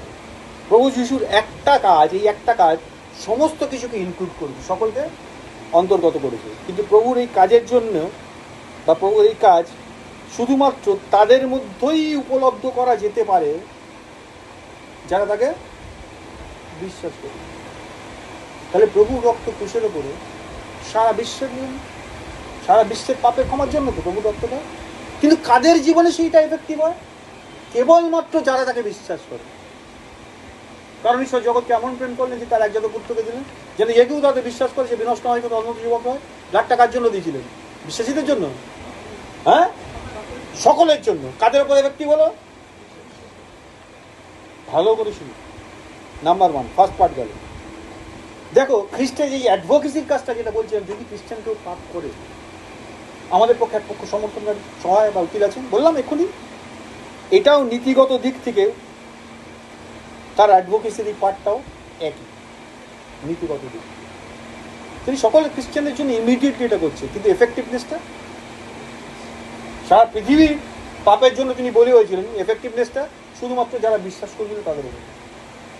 তিনি সমস্ত খ্রিস্টান, সমস্ত পরিত্রাণপ্রাপ্ত ব্যক্তির জন্য যে মুহূর্তে পাপ করছে, সেই মুহূর্তে তিনি পিতার সামনে অ্যাপিয়ার করে দিচ্ছেন তার সমাপ্ত কাজে, তার রক্তের মূল্য ইমিডিয়েটলি প্রেজেন্ট করছেন। কিন্তু এফেক্টিভনেসটা সবার জন্য, সব খ্রিস্টানের জন্য। কেন নয়? নীতিগতভাবে দুটো রুলই এক, এটা অব্যাহত থাকে। একজন খ্রিস্টান তার পাপ স্বীকার করুক বা না করুক, অনুতপ্ত হোক বা না হোক, খ্রিস্টের সূচীকরণের কাজ সবসময় কার্যকর।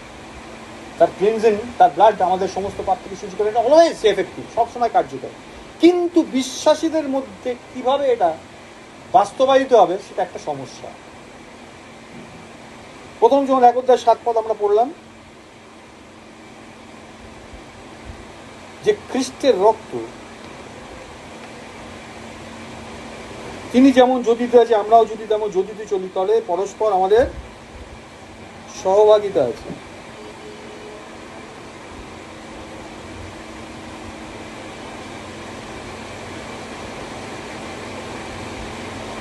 নপদ কি বলছিল? যদি আমরা আপন আপন পাপ স্বীকার করি, তিনি বিশ্বস্ত ধার্মিক, সুতরাং আমাদের পাপ সকল মোচন করবেন এবং আমাদিগকে সমস্ত অধার্মিকতাকে সূচি করবেন। প্রথম জন 2:1 যদি পড়ো, সেখানে বলছে প্রভু যিশু, এক্ষুনি আমরা দেখছিলাম, হে বৎসরা, তোমাদের এই সকল লিখেছি যেন তোমরা পাপ না করো। স্টেপগুলো ভালো করে দেবে।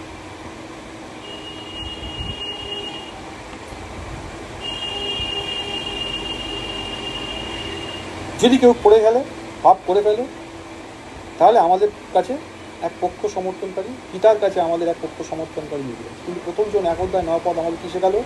আমাদের সাইড থেকে আমাদের কিছু করণীয় আছে। এক্ষুনি পড়লাম কি আমাদের সাইড থেকে কি করণীয় আছে? যদি আমরা আপন আপন পাপ স্বীকার করি, করা আছে আমাদের পাটে একটা কিছু। যদি আমরা, কখন সেটা এফেক্টিভ হবে? তিনি অ্যাডভোকেসি কন্টিনিউ করছেন, এফেক্টিভ কখন হবে? যদি আমরা আপন আপন পাপ স্বীকার করি। এইবারই সবচেয়ে কঠিন জায়গাটা, পাপ স্বীকার, ভুল স্বীকার। আমরা স্বীকার করি তো ভুল করে, এইখানে ঘটনা লুকিয়েছে। প্রভু কি দেখাচ্ছেন, আমাদের কি বলছে? দেখো, যদি কনফেশন, আমরা পাপ স্বীকার করলেই পাপের ক্ষমা হয়ে যেত, তাহলে এই পাপের ক্ষমা পাওয়াটা অনৈতিক হতো। যে কেউ পাপ করে আর পাপ স্বীকার করে, সে কী হবে? আর সেটা যদি ন্যায়সঙ্গত হয়, ঠিক আছে, যাও ক্ষমা হয়ে গেল, তাহলে বিষয়টা অনৈতিকত খ্রিস্টানরা এই জায়গাটা বোঝে না বা তাদেরকে ভুল বোঝানো হয়।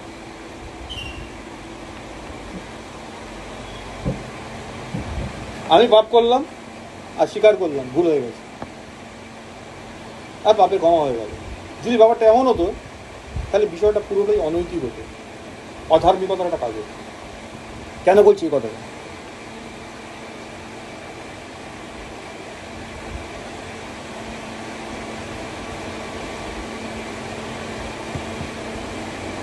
আমাদেরকে এই কথাটা বলতেই হবে যে ঈশ্বর হলেন, যদি এরকম হতো আর মানে আমি পাপ করেছি আর স্বীকার করেছি আমাদের পাপ ক্ষমা হয়ে গেছে, তাহলে আমাদেরকে এই কথা বলতে হতো ঈশ্বর একটা অধার্মিক ব্যক্তি, তিনি একটা অলস, তিনি এমন একজন ব্যক্তি যিনি পক্ষপাতিত্ব করেন। আমরা পাপ করে সব উপেক্ষা করা, যা ঠিক আছে আমার ছেলে ভালো লোক, এরকম যদি হন ঈশ্বর, মানে আমি পাপ করেছি আর মুখে স্বীকার করলাম ইমিডিয়েটলি ক্ষমা হয়ে গেল, ভালো? কেন ভালো নয় বলো তো? কেন জন এই কথাটা বললেন?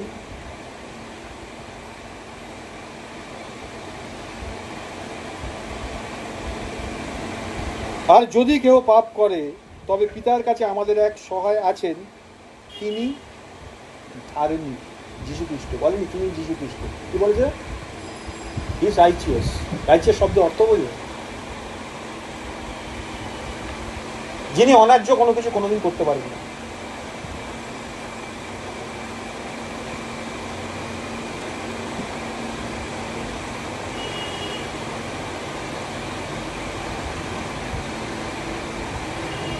কেন তিনি পাপ ক্ষমা করার ক্ষেত্রে ধার্মিক?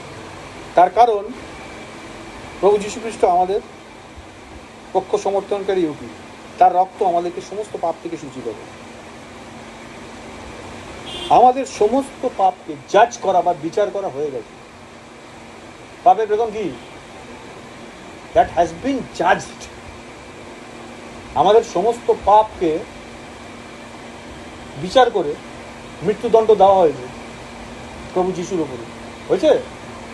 তাই সেটা জাজড হয়ে গেছে, তাকে দোষী সাব্যস্ত করা হয়েছে খ্রিস্টের ওপরে, খ্রিস্টের সঙ্গে চাপিয়ে দিয়ে তাকে ধ্বংস করা হয়েছে। ঈশ্বর করেছেন না? তিনি মাংসে পাপের দণ্ডাটা করলেন খ্রিস্টের, করেছেন তো? দ্যাট ইজ জাজ। সেই কারণে যখনই আমরা পাপ স্বীকার করি, ঈশ্বর বিশ্বস্ত এবং ধার্মিক, তিনি আমাদের পাপ ক্ষমা করেন, because the price has been paid. বোঝা যাচ্ছে না এখন? না, একটু খুলে বলি। ধর এখানে ভাই বোনদের মধ্যে এক ভাই আছে, তার একটু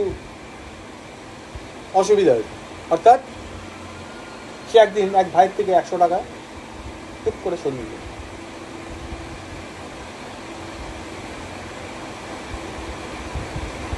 কিন্তু সে খ্রিস্টান তো, সরিয়ে দিয়ে তার যে দরকারটা ছিল সেটা মিটিয়ে নিয়েছে। পরে মনে হয়েছে, এসে ফিরে এসে বলেছে, ভাই আমার অন্যায় হয়ে গেছে, আমি না সেদিকে ভুলতে পেরে গেছি।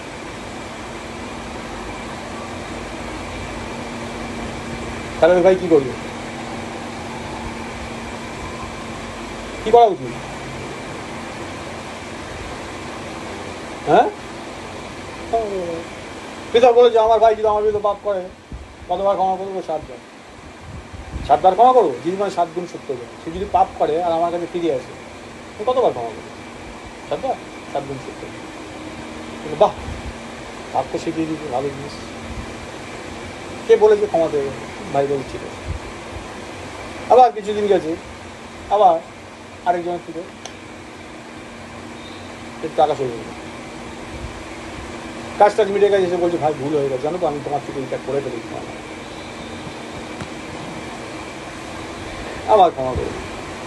যদি ব্যাপারটা এরকম হয় তাহলে পাপ ক্ষমা যেটা বলছি ও পাপ করছে এটা ক্ষমা হয়ে যাচ্ছে, পুরো ব্যাপারটা অধার্মিকতায় চলছে। এখানে ধার্মিকতার লেশমাত্র নেই।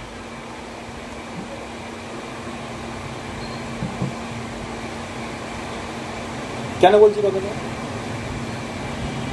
কারণ যে টাকাটা ও নিয়ে নিয়েছে, তারপরে এসে বলছে আমি না ওটা নিয়ে নেবো, আমি ওটা খরচা করি, তোমার থেকে ভুল না বলে নিয়ে নিয়েছি, তোমার থেকে চুরি করেছি, আমি আমাকে প্লিজ ক্ষমা করো। আর সে যদি ক্ষমা পেয়ে যায় তাহলে বলতে হবে ব্যাপারটা অধার্মিকতায় সম্পন্ন হচ্ছে, ঈশ্বর রাইটিয়াস, ঈশ্বর এটা করতে পারে না।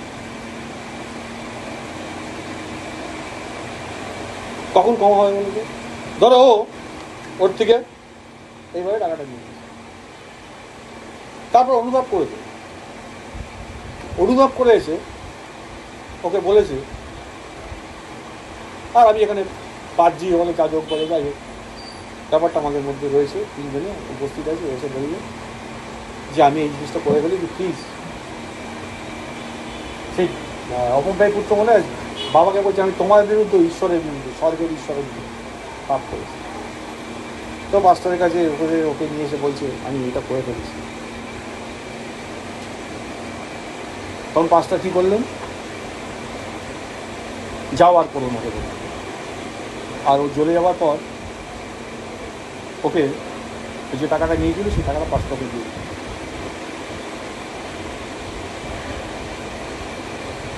কম্পেনসেট করলেন,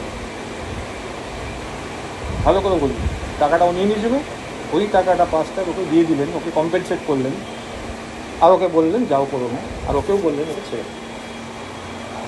এইবারে যে ক্ষমাটা সম্পন্ন হলো সেটা ধার্মিকতা ক্ষমা। বুঝতে পারছি প্রভু যীশু খ্রিস্ট কি করেছেন বলে? এই যে ভুলগুলো হয়েছে তার দাম, তার প্রত্যেকটা প্রত্যেকটা ঋণ তিনি মিটিয়েছেন, তার নিজের দেহের উপরে তিনি সেগুলো নিয়ে মিটিয়ে দিয়েছেন।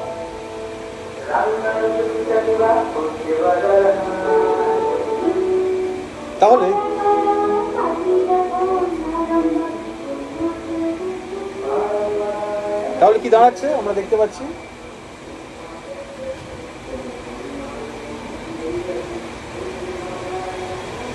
যেহেতু প্রভু যীশু খ্রিস্ট অ্যাডভোকেসিটা করছেন এবং তিনি কি বলছেন, দেখো যে পাপটা করেছি, ওই ব্যক্তি, ওই সন্তান, ওই ভাই যে পাপটা করেছে, আমি তার প্রাইসটা পে করছি।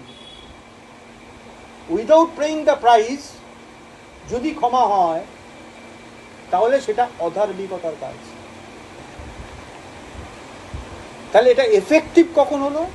যখন তাই বলছেন যদি আমরা আপন আপন পাপ স্বীকার করি তিনি বিশ্বস্ত ধরেন।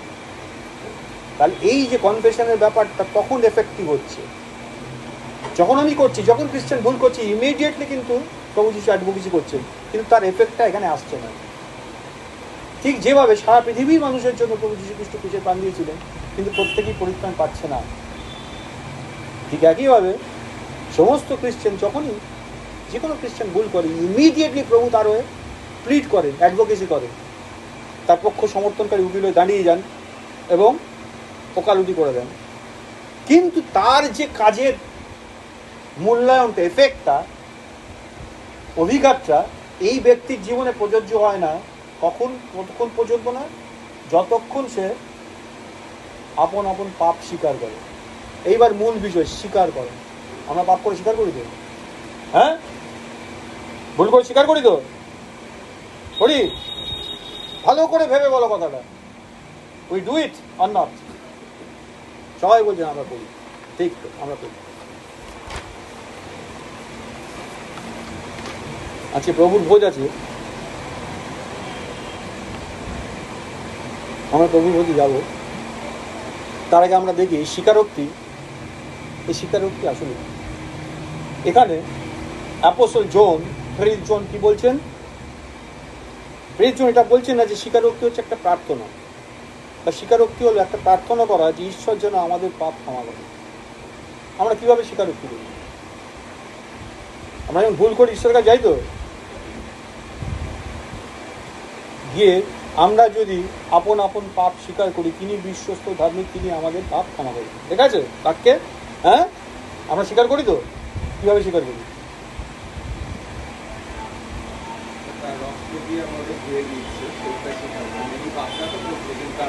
এখানে বলছে আমরা যদি আপন আপন পাপ স্বীকার করি, তিনি কি করেছেন সেটা স্বীকার করতে বলেনি। He is doing his work. তোমার রক্ত আমাকে সমস্ত পাপ থেকে ধুয়ে দিল, এটা স্বীকার করতে বলেনি। বলছি আমি যদি আপন আপন পাপ স্বীকার করি, ওটা তো কাজ হবেই। ওটাকে স্বীকার করতে বলেছে আমাদের। দেখো সমস্যাটা কোথায়। হ্যাঁ,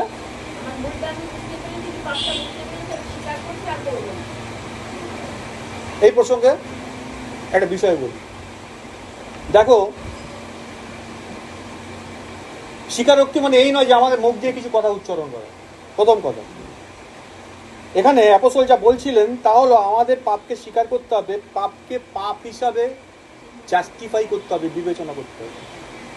যেটা আমি করেছি সেটাকে প্রথমে পাপ হিসাবে বিবেচনা করতে হবে, ভুল না। প্রভু একটা ভুল করে ফেলেছি, একটা রাস্তা আমার এইভাবে হাঁটা উচিত ছিল, আমি এইভাবে হেঁটে গেছি, এটা পাপ না, এটা ভুল। আমরা পাপ করে কি বলি, প্রভু আমার ভুল হয়ে গেছে, দুটো মধ্যে খবর হয়েছে, বুঝতে পারছি? হ্যাঁ, পাপকে প্রথমে পাপ হিসাবে বিবেচনা করতে হবে। We have to discern that this is sin. কেন? স্বীকারোক্তি মানে মনে রাখতে হবে আমরা ঈশ্বরের মধ্যে একই ফান্ডামেন্টাল বেসে বা জমিতে দাঁড়িয়ে আছি। ঈশ্বরের সামনে স্বীকার করছি যে কাজটা আমি করেছি সেটা inevitable, definitely that is seen. আমি যেটা করেছি সেটা অবশ্যম্ভাবী হবে একটা পাপ। যে মুহূর্তে তুমি তোমার পাপ স্বীকার করবে তোমাকে ইমিডিয়েটলি ক্ষমা করা হবে। স্বীকারোক্তি মানে ক্ষমা প্রার্থনা করা। আমার ভুল হয়ে গেছে, আমাকে ক্ষমা করো, দ্যাট ইজ নট কনফেশন। এখানে কনফেশন বলে যদি আমরা আপন আপন পাপ স্বীকার করি, তার মানে ক্ষমা প্রার্থনা করা নয়। এই ক্ষমাটা হলো প্রভুর কাজ। কে ক্ষমা করেন? প্রভু ক্ষমা করেন, এটা তার কাজ। তোমাকে যা করতে হবে তা হলো পাপকে পাপ হিসাবে বিবেচনা করা, পাপ হিসাবে তাকে জাজ করা। পাপ কেমন? ঈশ্বর পাপকে কিরম চোখে দেখেন? হ্যাঁ, ঈশ্বর পাপকে কি করতে চান? কি করতে চান ঈশ্বর পাপকে? বাইবেল কি বলছে? ঈশ্বর পাপকে তার গোড়া শুদ্ধ, শিকড় শুদ্ধ ধ্বংস করে দিয়ে যান, ডিস্ট্রয় করে দিয়ে যান। এতটাই ঈশ্বর পাপকে ঘৃণা করে। ঈশ্বর পাপকে ঘৃণা করেন, পাপীকে নয়। পাপের কথা বলছি, পাপ, সিন। সিন আর সিনস আমরা এর আগে দেখেছিলাম, দে আর ডিফারেন্ট। তাহলে পাপকে প্রথমে পাপ হিসাবে জাজ করতে হবে। আমি যে ভুলটা করেছি আমি তার বিচার করতে হবে। ভালো করে শুনুন, ঈশ্বরের সামনে বিচারে যাবার আগে, প্রভু খ্রিস্টের সামনে যাবার আগে আমি আমাকে বিচার করব। যিশু পর্বতদত্ত হিসেব থেকে আমরা কি কি শিখছিলাম? অন্যায়ের ক্ষেত্রে, ভুলের ক্ষেত্রে আমি নিজের প্রতি কঠোর হব, কিন্তু অন্যদের প্রতি করুণায় দেব। এই কঠোরতাটা অবশ্যম্ভাবী। পাপকে পাপ হিসাবে বিচার করতে হবে। তোমাকে এটা বিচার করতে হবে এবং এটা স্বীকার করতে হবে যে এটা রিয়েলি ভুল, এমনি ভুল না, ইট ইনডিড আর রং। পাপকে পাপ হিসাবে নিতে হবে এবং পাপকে পাপ হিসাবেই কাউন্ট করতে হবে, গণ্য করতে হবে। ঈশ্বরের সামনে তোমাকে অবশ্যই স্বীকার করতে হবে যে একটা পাপ হচ্ছে আসলে একটা পাপই। এর এগেনস্টে, এর পক্ষে কোনো জাস্টিফিকেশন দাঁড়াবে না। আসলে না প্রভু আমি খুব ভুল ভাই, জানো আসলে এমনভাবে আমাকে ইরিটেট করলো না, এমনভাবে বলছে পাপ আসলে পাপ, it is really a sin. তাই কোনো রকম জায়গা নেই ওর হয়ে ওকালতি করার। বুঝতে পারছি ঈশ্বর কি চোখে ভাবতে থাকেন? প্রথমে আমাকে সেই চোখে পাপকে দেখতে হবে, আমাকে অ্যাডমিট করতে হবে, আমাকে স্বীকার করতে হবে, আমাকে কনফেস করতে হবে। এটা হচ্ছে কনফেশন। তুমি যদি তোমার পাপ স্বীকার করো তাহলে ঈশ্বর বিশ্বস্ত এবং ধার্মিক তোমার সমস্ত পাপ এবং অধার্মিকতা ক্ষমা করার জন্য। তখন তিনি রাইচিয়াস, তখন তুমি ধার্মিক, because he paid the price. তিনি মূল্য দিয়েছেন। কিন্তু ভালো করে দেখো, তুমি যদি ওটাকে পাপ বলে মনে না করো, এটা ভুল হয়ে গেছে। ভালো বলছো, ঈশ্বরের চোখে ওটা পাপ, আর তুমি কি বলছো ওটা ভুল হয়ে গেছে। তাহলে প্রভু যে প্রিট করা যে কাজটা, তার এফেক্টিভনেস তোমার উপর এলো কি?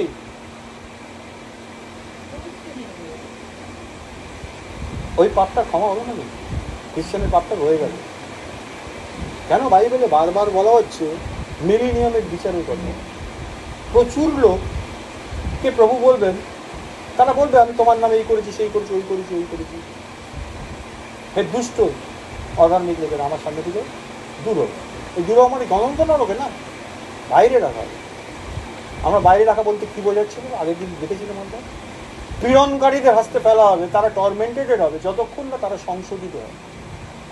ফাইনালি ঈশ্বর তাকে রাজ্যে দিয়ে যাবে, অনন্তকাল তার ঈশ্বর সঙ্গে থাকবে, কিন্তু টর্মেন্টেশনের মধ্যে দিয়ে। আজকে শুরুই করেছিলাম আমরা যদি ওই জায়গাটা না বুঝি, ওই জায়গাটা না যাই, ঈশ্বরের চেষ্টাসমেন্ট আমাদের জীবনে আসবে। আমরা যদি না শুধরাই, এটা চলতে থাকে কতদিন অবধি? যতদিন পর্যন্ত না আমরা ওই বেনিফিটের উপযুক্ত হই। যে কাজটা তিনি করেছেন তার উপযুক্ত নয়, ততদিন এটা চলতে থাকে। ভালো লাগবে এটা? দেখো, সহজভাবে বলতে গেলে স্বীকারোক্তি হলো আমাদের কথা বলা যে কোনো কিছু পাপ কারণ ঈশ্বর বলেছেন এটা পাপ। খুব সহজ। পাপটা পাপ ভুল নয়। কিরকম? কারণ ঈশ্বর বলেছেন এটা পাপ, তা আমিও বলছি এটা পাপ। প্রথম হচ্ছে এটা স্বীকার করতে হবে। এক্সাম্পল দিই, ধরো কোনো এখানে অনেক ভাই বোন আছে, কোনো এক ভাই, এক ছেলে বা তার মেয়ে, তার বাচ্চা বাইরের রাস্তায় পাড়াতে খেলে বাচ্চাদের সাথে। আর খেলছে যখন এ দেখতেছে, খবর এসছে কিছুদিন পরে, দেখছি ওর কিছু অভ্যেসের পরিবর্তন হচ্ছে। মুখে খারাপ ভাষাও ব্যবহার করছে, কিছু খারাপ খারাপ কথা বলছে, খারাপ খারাপ আচরণ করছে। বাড়িতে এইগুলো ঘটে না, ও যে স্কুলে পড়ে সেখানেও ঘটে না। কোথেকে আসছে? বাড়ি থেকে কিছু নিয়ে এসছে। ন্যাচারালি তার বাবা গিয়ে কি বললো, সেই ছেলেদেরকে একদিন গিয়ে খেলা মধ্যে কি হাজির হয়ে গেল, গিয়ে ওদেরকে ডেকে বললো, শোনো, আজ থেকে এরপর থেকে তোমরা আমার ছেলের সঙ্গে কখনো খেলবে না, ওকে ডাকবেও না। আমি চাই না তোমরা ওর সঙ্গে খেলাধুলো করো। ছেলেরা চলে গেল। আর নিজের ছেলেকে তিনি বললেন, যাও ঘরে যাও, ওদের সঙ্গে একদম মিশবে না, ওদের সঙ্গে একদম খেলবে না, কারণ তুমি বাজে বাজে জিনিস শিখছো। ঠিক তো? ছেলেটা ইমিডিয়েটলি বললো, হ্যাঁ বাবা, তুমি ঠিকই বলেছ, আমি আর করবো। মুখে বলবো, কিন্তু মনে মনে রেডি হয়ে গেছে, আবার কখন বাবা থাকবে না, পেছনের দরজায় গিয়ে ওদের সঙ্গে খেলতে হবে। বুঝতে পারছি আমি ব্যাপারটা? হ্যাঁ, তার মানে বাবার চোখে যেটা বাবা জাস্টিফাই করছে যে এই জিনিসটা খারাপ, এই জিনিসটা আমার ছেলেকে নষ্ট করে দিতে পারে, তাই বাবা সেপারেট করতে চাইছে। ছেলের মনে হচ্ছে বাবার সামনে ঠেকাই দিই, কিন্তু ওই জিনিসটা বাবার চোখে খারাপ হলো, আমার চোখে ততটা খারাপ নয়, ওটা চলে, ওটা করা যায়। বুঝতে পারছি ব্যাপারটা? তাহলে হোয়াট ইজ কনফেশন? স্বীকারোক্তি কি? যেটা পাপ, ঈশ্বর যেটা বলেছেন সেটা পাপ। সাপের বাচ্চা একটা 9.5 ফুটের গোখরো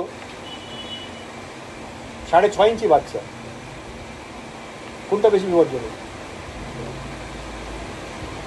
বলে না, ও তো বাচ্চা, ওকে একটু হাত বুলিয়ে দেবে। তাহলে ঈশ্বর যেটাকে পাপ বলছেন সেটা পাপ। কনফেস করা মানে এটাই, এটা পাপ।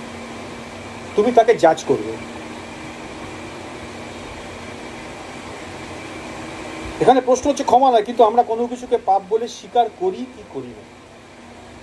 দেখো, এখানে জন যেটা বলতে চাইছেন, যদি আমরা স্বীকার করি, কি স্বীকার করি?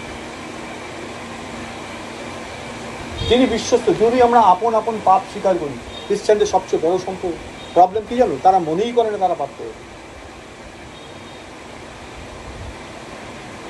বেশিরভাগ ক্ষেত্রে তারা মনে করে একটা ভুল হয়ে গেছে, ভুলে আবার মেজদা করে, ছোট ভুল, বড় ভুল, মাঝারি ভুল। তারা মনেই করে না তারা পাপ করে। এখানে জন শেখাচ্ছে, যদি আমরা আপন আপন পাপ স্বীকার করি, তবে তিনি বিশ্বস্ত ধর্মী, আমাদের সমস্ত পাপের, সমস্ত অপরাধের মোচন হবে। Everything cleansing. খ্রিস্টানদের জীবনে প্রতিদিন ক্লিনজিং হওয়ার দরকার আছে। যিশু নিজে এক্সাম্পল সব বলে দিচ্ছিলেন, শিষ্যদের পা ধুয়ে দিয়েছিলেন, বলছে যে একবার স্নান করেছে তারা স্নান করার প্রয়োজন নেই, কিন্তু বাধা দরকার আছে, বুঝেছেন? বাক্য জলে প্রতিদিন তিনি আমাদের ধৌত করেন, এভরিডে ক্লিনসিংয়ের ব্যাপার আছে। কখন তার সেই কাজটা আমাদের জীবনে এফেক্টিভ হয়, তিনি কিন্তু তার কাজটা কন্টিনিউ করছেন। যেই মুহূর্তে একটা খ্রিস্টান একটা ভুল করছে, একটা পাপ করছে, একটা অপরাধ করছে, ইমিডিয়েটলি বিপক্ষ হাজির হয়ে যাচ্ছে কোর্টে, ইমিডিয়েটলি প্যারালালি সঙ্গে সঙ্গে প্রভু যিশু হাজির হয়ে যাচ্ছেন তোমার আমার পক্ষ সমর্থনকারী উকিল করে, কেসটা ওখানে সেটেল করার জন্য। সেটেল হচ্ছে ওই লেভেলে, কিন্তু এই লেভেলে কিচ্ছু হচ্ছে না, কারণ তুমি অ্যাডমিটই করো নিজের ভুল, ওটা পাপ। তুমি মনেই করছো না যে ওর থেকে তোমার সূচি হবার প্রয়োজন আছে। আমি এটা বলতে চাইছি আজকে খ্রিস্টানকে, বুঝতে পারছি?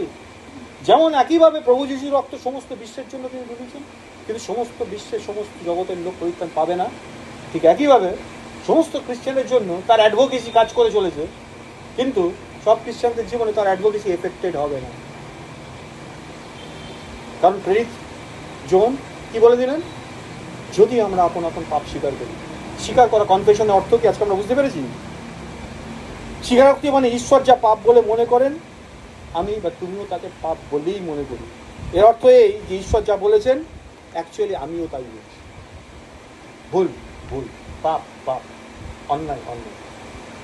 আমি ঈশ্বরের সঙ্গে সর্বদা সহমত। এটা হচ্ছে স্বীকার করা।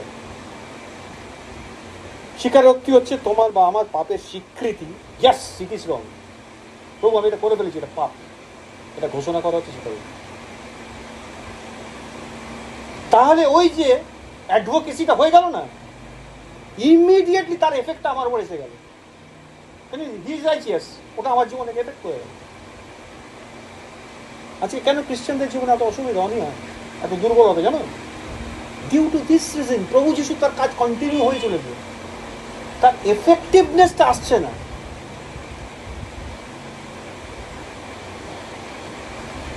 আজকে ঈশ্বর যদি তোমাদের কিছু বলে থাকেন এটা করে দেবো, ঈশ্বরের সঙ্গে একমত হও, জীবনটা পাল্টে যাবে।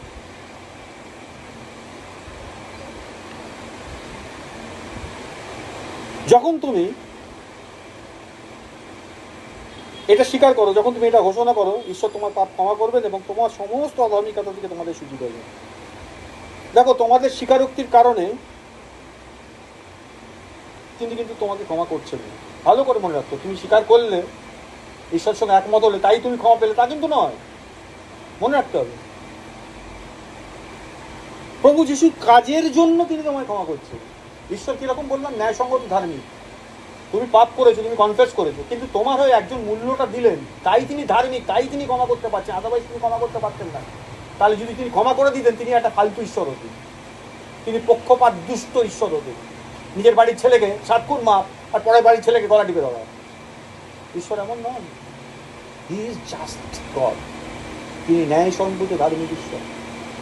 তিনি তোমার পাপ কেন ক্ষমা করছেন? কারণ তার পুত্র যিশুর রক্ত সেই পুণ্যটা চুকিয়ে দিয়েছে। কিন্তু সেটা তোমার জীবনে কেন এফেক্টিভ হচ্ছে? বিকজ ইউ কনফেস, তুমি স্বীকার করেছো তুমি ঈশ্বরের সঙ্গে একমত। Yes, it is wrong. হয়ে যাচ্ছে কি বলতে চাইছি? দেখো, প্রভু যিশুর কাজের জন্য তিনি তোমাদের ক্ষমা করছেন, তার রক্তই এই ব্যাপারে সব কিছুর মানে বেস বা ভিত্তি। কিন্তু স্বীকারোক্তির মাধ্যমে প্রভু যিশুর রক্তটা এই ক্ষমাটাকে প্রডিউস করে। তুমি যখন কনফেস করো তখন ওই ব্লাডটা অলরেডি এফেক্টিভ, কিন্তু তখন সেটা প্রডিউস করে, সেটাকে উৎপন্ন করে। বিশ্বাসের মাধ্যমে রক্তের দ্বারাই পরিত্রাণ পাওয়া যায়, কিন্তু ক্ষমা হয় প্রভুর রক্তের দ্বারা, স্বীকারোক্তির মাধ্যমে। প্রভুর রক্তের দ্বারা স্বীকারোক্তির মাধ্যমে। ঠিক যেভাবে এই বাড়িতে আমরা বসে আছি, লাইট চলছে, ফ্যান চলছে, ইলেকট্রিসিটি আছে, অনেক দূরে। আগের দিন একটু বলেছিলাম ইলেকট্রিকের সোর্সটা কোথায় আছে, অনেক দূরে কোথাও আছে, আসছে কি করে? তারের মধ্যে দিয়ে, তাই তো? ঠিক একইভাবে এই তারের মধ্যে দিয়ে যেরকম আসছে ইলেকট্রিসিটি, ক্ষমা স্বীকারোক্তির মাধ্যমে রক্তের দ্বারা আমাদের কাছে উপস্থিত হয়। এই যে ক্ষমাটা এফেক্টিভ কখন হয়? By the confession. কিসের দিয়ে আসে? রক্তের মধ্যে। আমেন। প্রভু ধন্যবাদ দিই, তারই গৌরব করি, তার প্রশংসা করি। আমরা আরো একবার প্রভুর ভোজে যাব। তার সহভাগিতার মধ্যে প্রবেশ করব।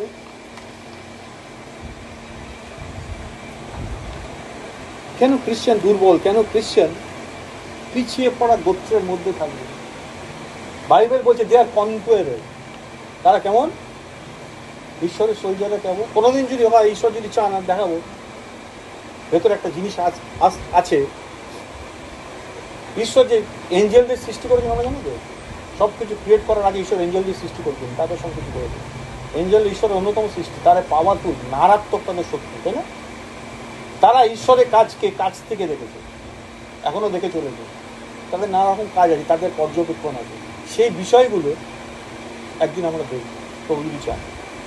আমরা বুঝতে পারবো এর সৌন্দর্যটা কেমন। প্রার্থনা করি। মঙ্গলময় প্রভু, তোমায় ধন্যবাদ দিই, তোমারই গৌরব করি। আরো একবার প্রভু তুমি সাহায্য করলে, তোমার বাক্য তার প্রকৃত অর্থ তুমি আমাদের কাছে উদ্ঘাটন করলে প্রভু, খুলে দিলে। এর আগে অনেকবার জনের পত্র পড়েছি প্রভু, প্রথম জন, দ্বিতীয় জন, তৃতীয় জন পড়েছি। আমরা ভুল করলে আমরা তোমার কাছে ক্ষমা প্রার্থনা করি। হ্যাঁ প্রভু, ভুল হয়ে গেছে, ক্ষমা করে দাও। কিন্তু বুঝি না স্বীকারোক্তির অর্থ কি প্রভু। স্বীকারোক্তি মানে তোমার সঙ্গে একই স্ট্যান্ড পয়েন্টে দাঁড়ানো প্রভু। তুমি যেটাকে পাপ বলেছো সেটা পাপ, যেটাকে ভুল বলেছো সেটা ভুল, যেটাকে অন্যায় বলেছো সেটা অন্যায়। তোমার সঙ্গে একই স্ট্যান্ড পয়েন্টে দাঁড়িয়ে যেটা করেছি তাকে জাজ করে দাও। এই বিচারটা শুরুতে প্রথমে আমাকেই করতে হবে, খ্রিস্টানকে করতে হবে। আর যখন এটা আমি করি, তোমার সঙ্গে এক পয়েন্টে দাঁড়াই, ইয়েস দিস ইজ রং, তখনই আমাদের প্রভুজি ওকালতির কার্যের সুফলটা আমাদের কাছে পৌঁছে যায়। অর্থাৎ আমরা সমস্ত পাপগুলো থেকে ধৌত হয়ে মুক্ত অবস্থায় বেরিয়ে আসি। আর যখন আমরা বেরিয়ে আসি, তাই বাক্য বলছে যদি পুত্র তোমাকে স্বাধীন করে তবে তুমি প্রকৃত রূপে স্বাধীন। আমরা অথচ জেনে যে আমাদের তো পুত্র স্বাধীন করে, তাই আমরা প্রকৃত রূপে স্বাধীন। কিন্তু এই কথার নিগুড় তত্ত্বটা প্রভু আজকে তুমি বুঝতে সাহায্য করলে, তাই তোমায় ধন্যবাদ। এখন তোমার কাছে সমর্পিত হই, উপস্থিত সকলকে রাখি প্রভু, যারা দূরে রয়েছেন তাদেরকে তোমাকে সমর্পণ করি। আরও একবার প্রভু, আমরা তোমার দেহের সহভাগিতায় প্রবেশ করব, তোমার সঙ্গে আরও একবার একীভূত হব এবং এখানে উপস্থিত সমস্ত ভাই বোনদের সঙ্গে সেই অংশকে শেয়ার করবো প্রভু। আমরা সকলে সমানভাবে তোমার মতো হব। তাই তোমায় ধন্যবাদ দিয়ে আশীর্বাদ করো আমাদের জীবনে, তোমার গৌরব, তোমার মহিমা প্রকাশ। যিশু নামে প্রার্থনা, আমেন।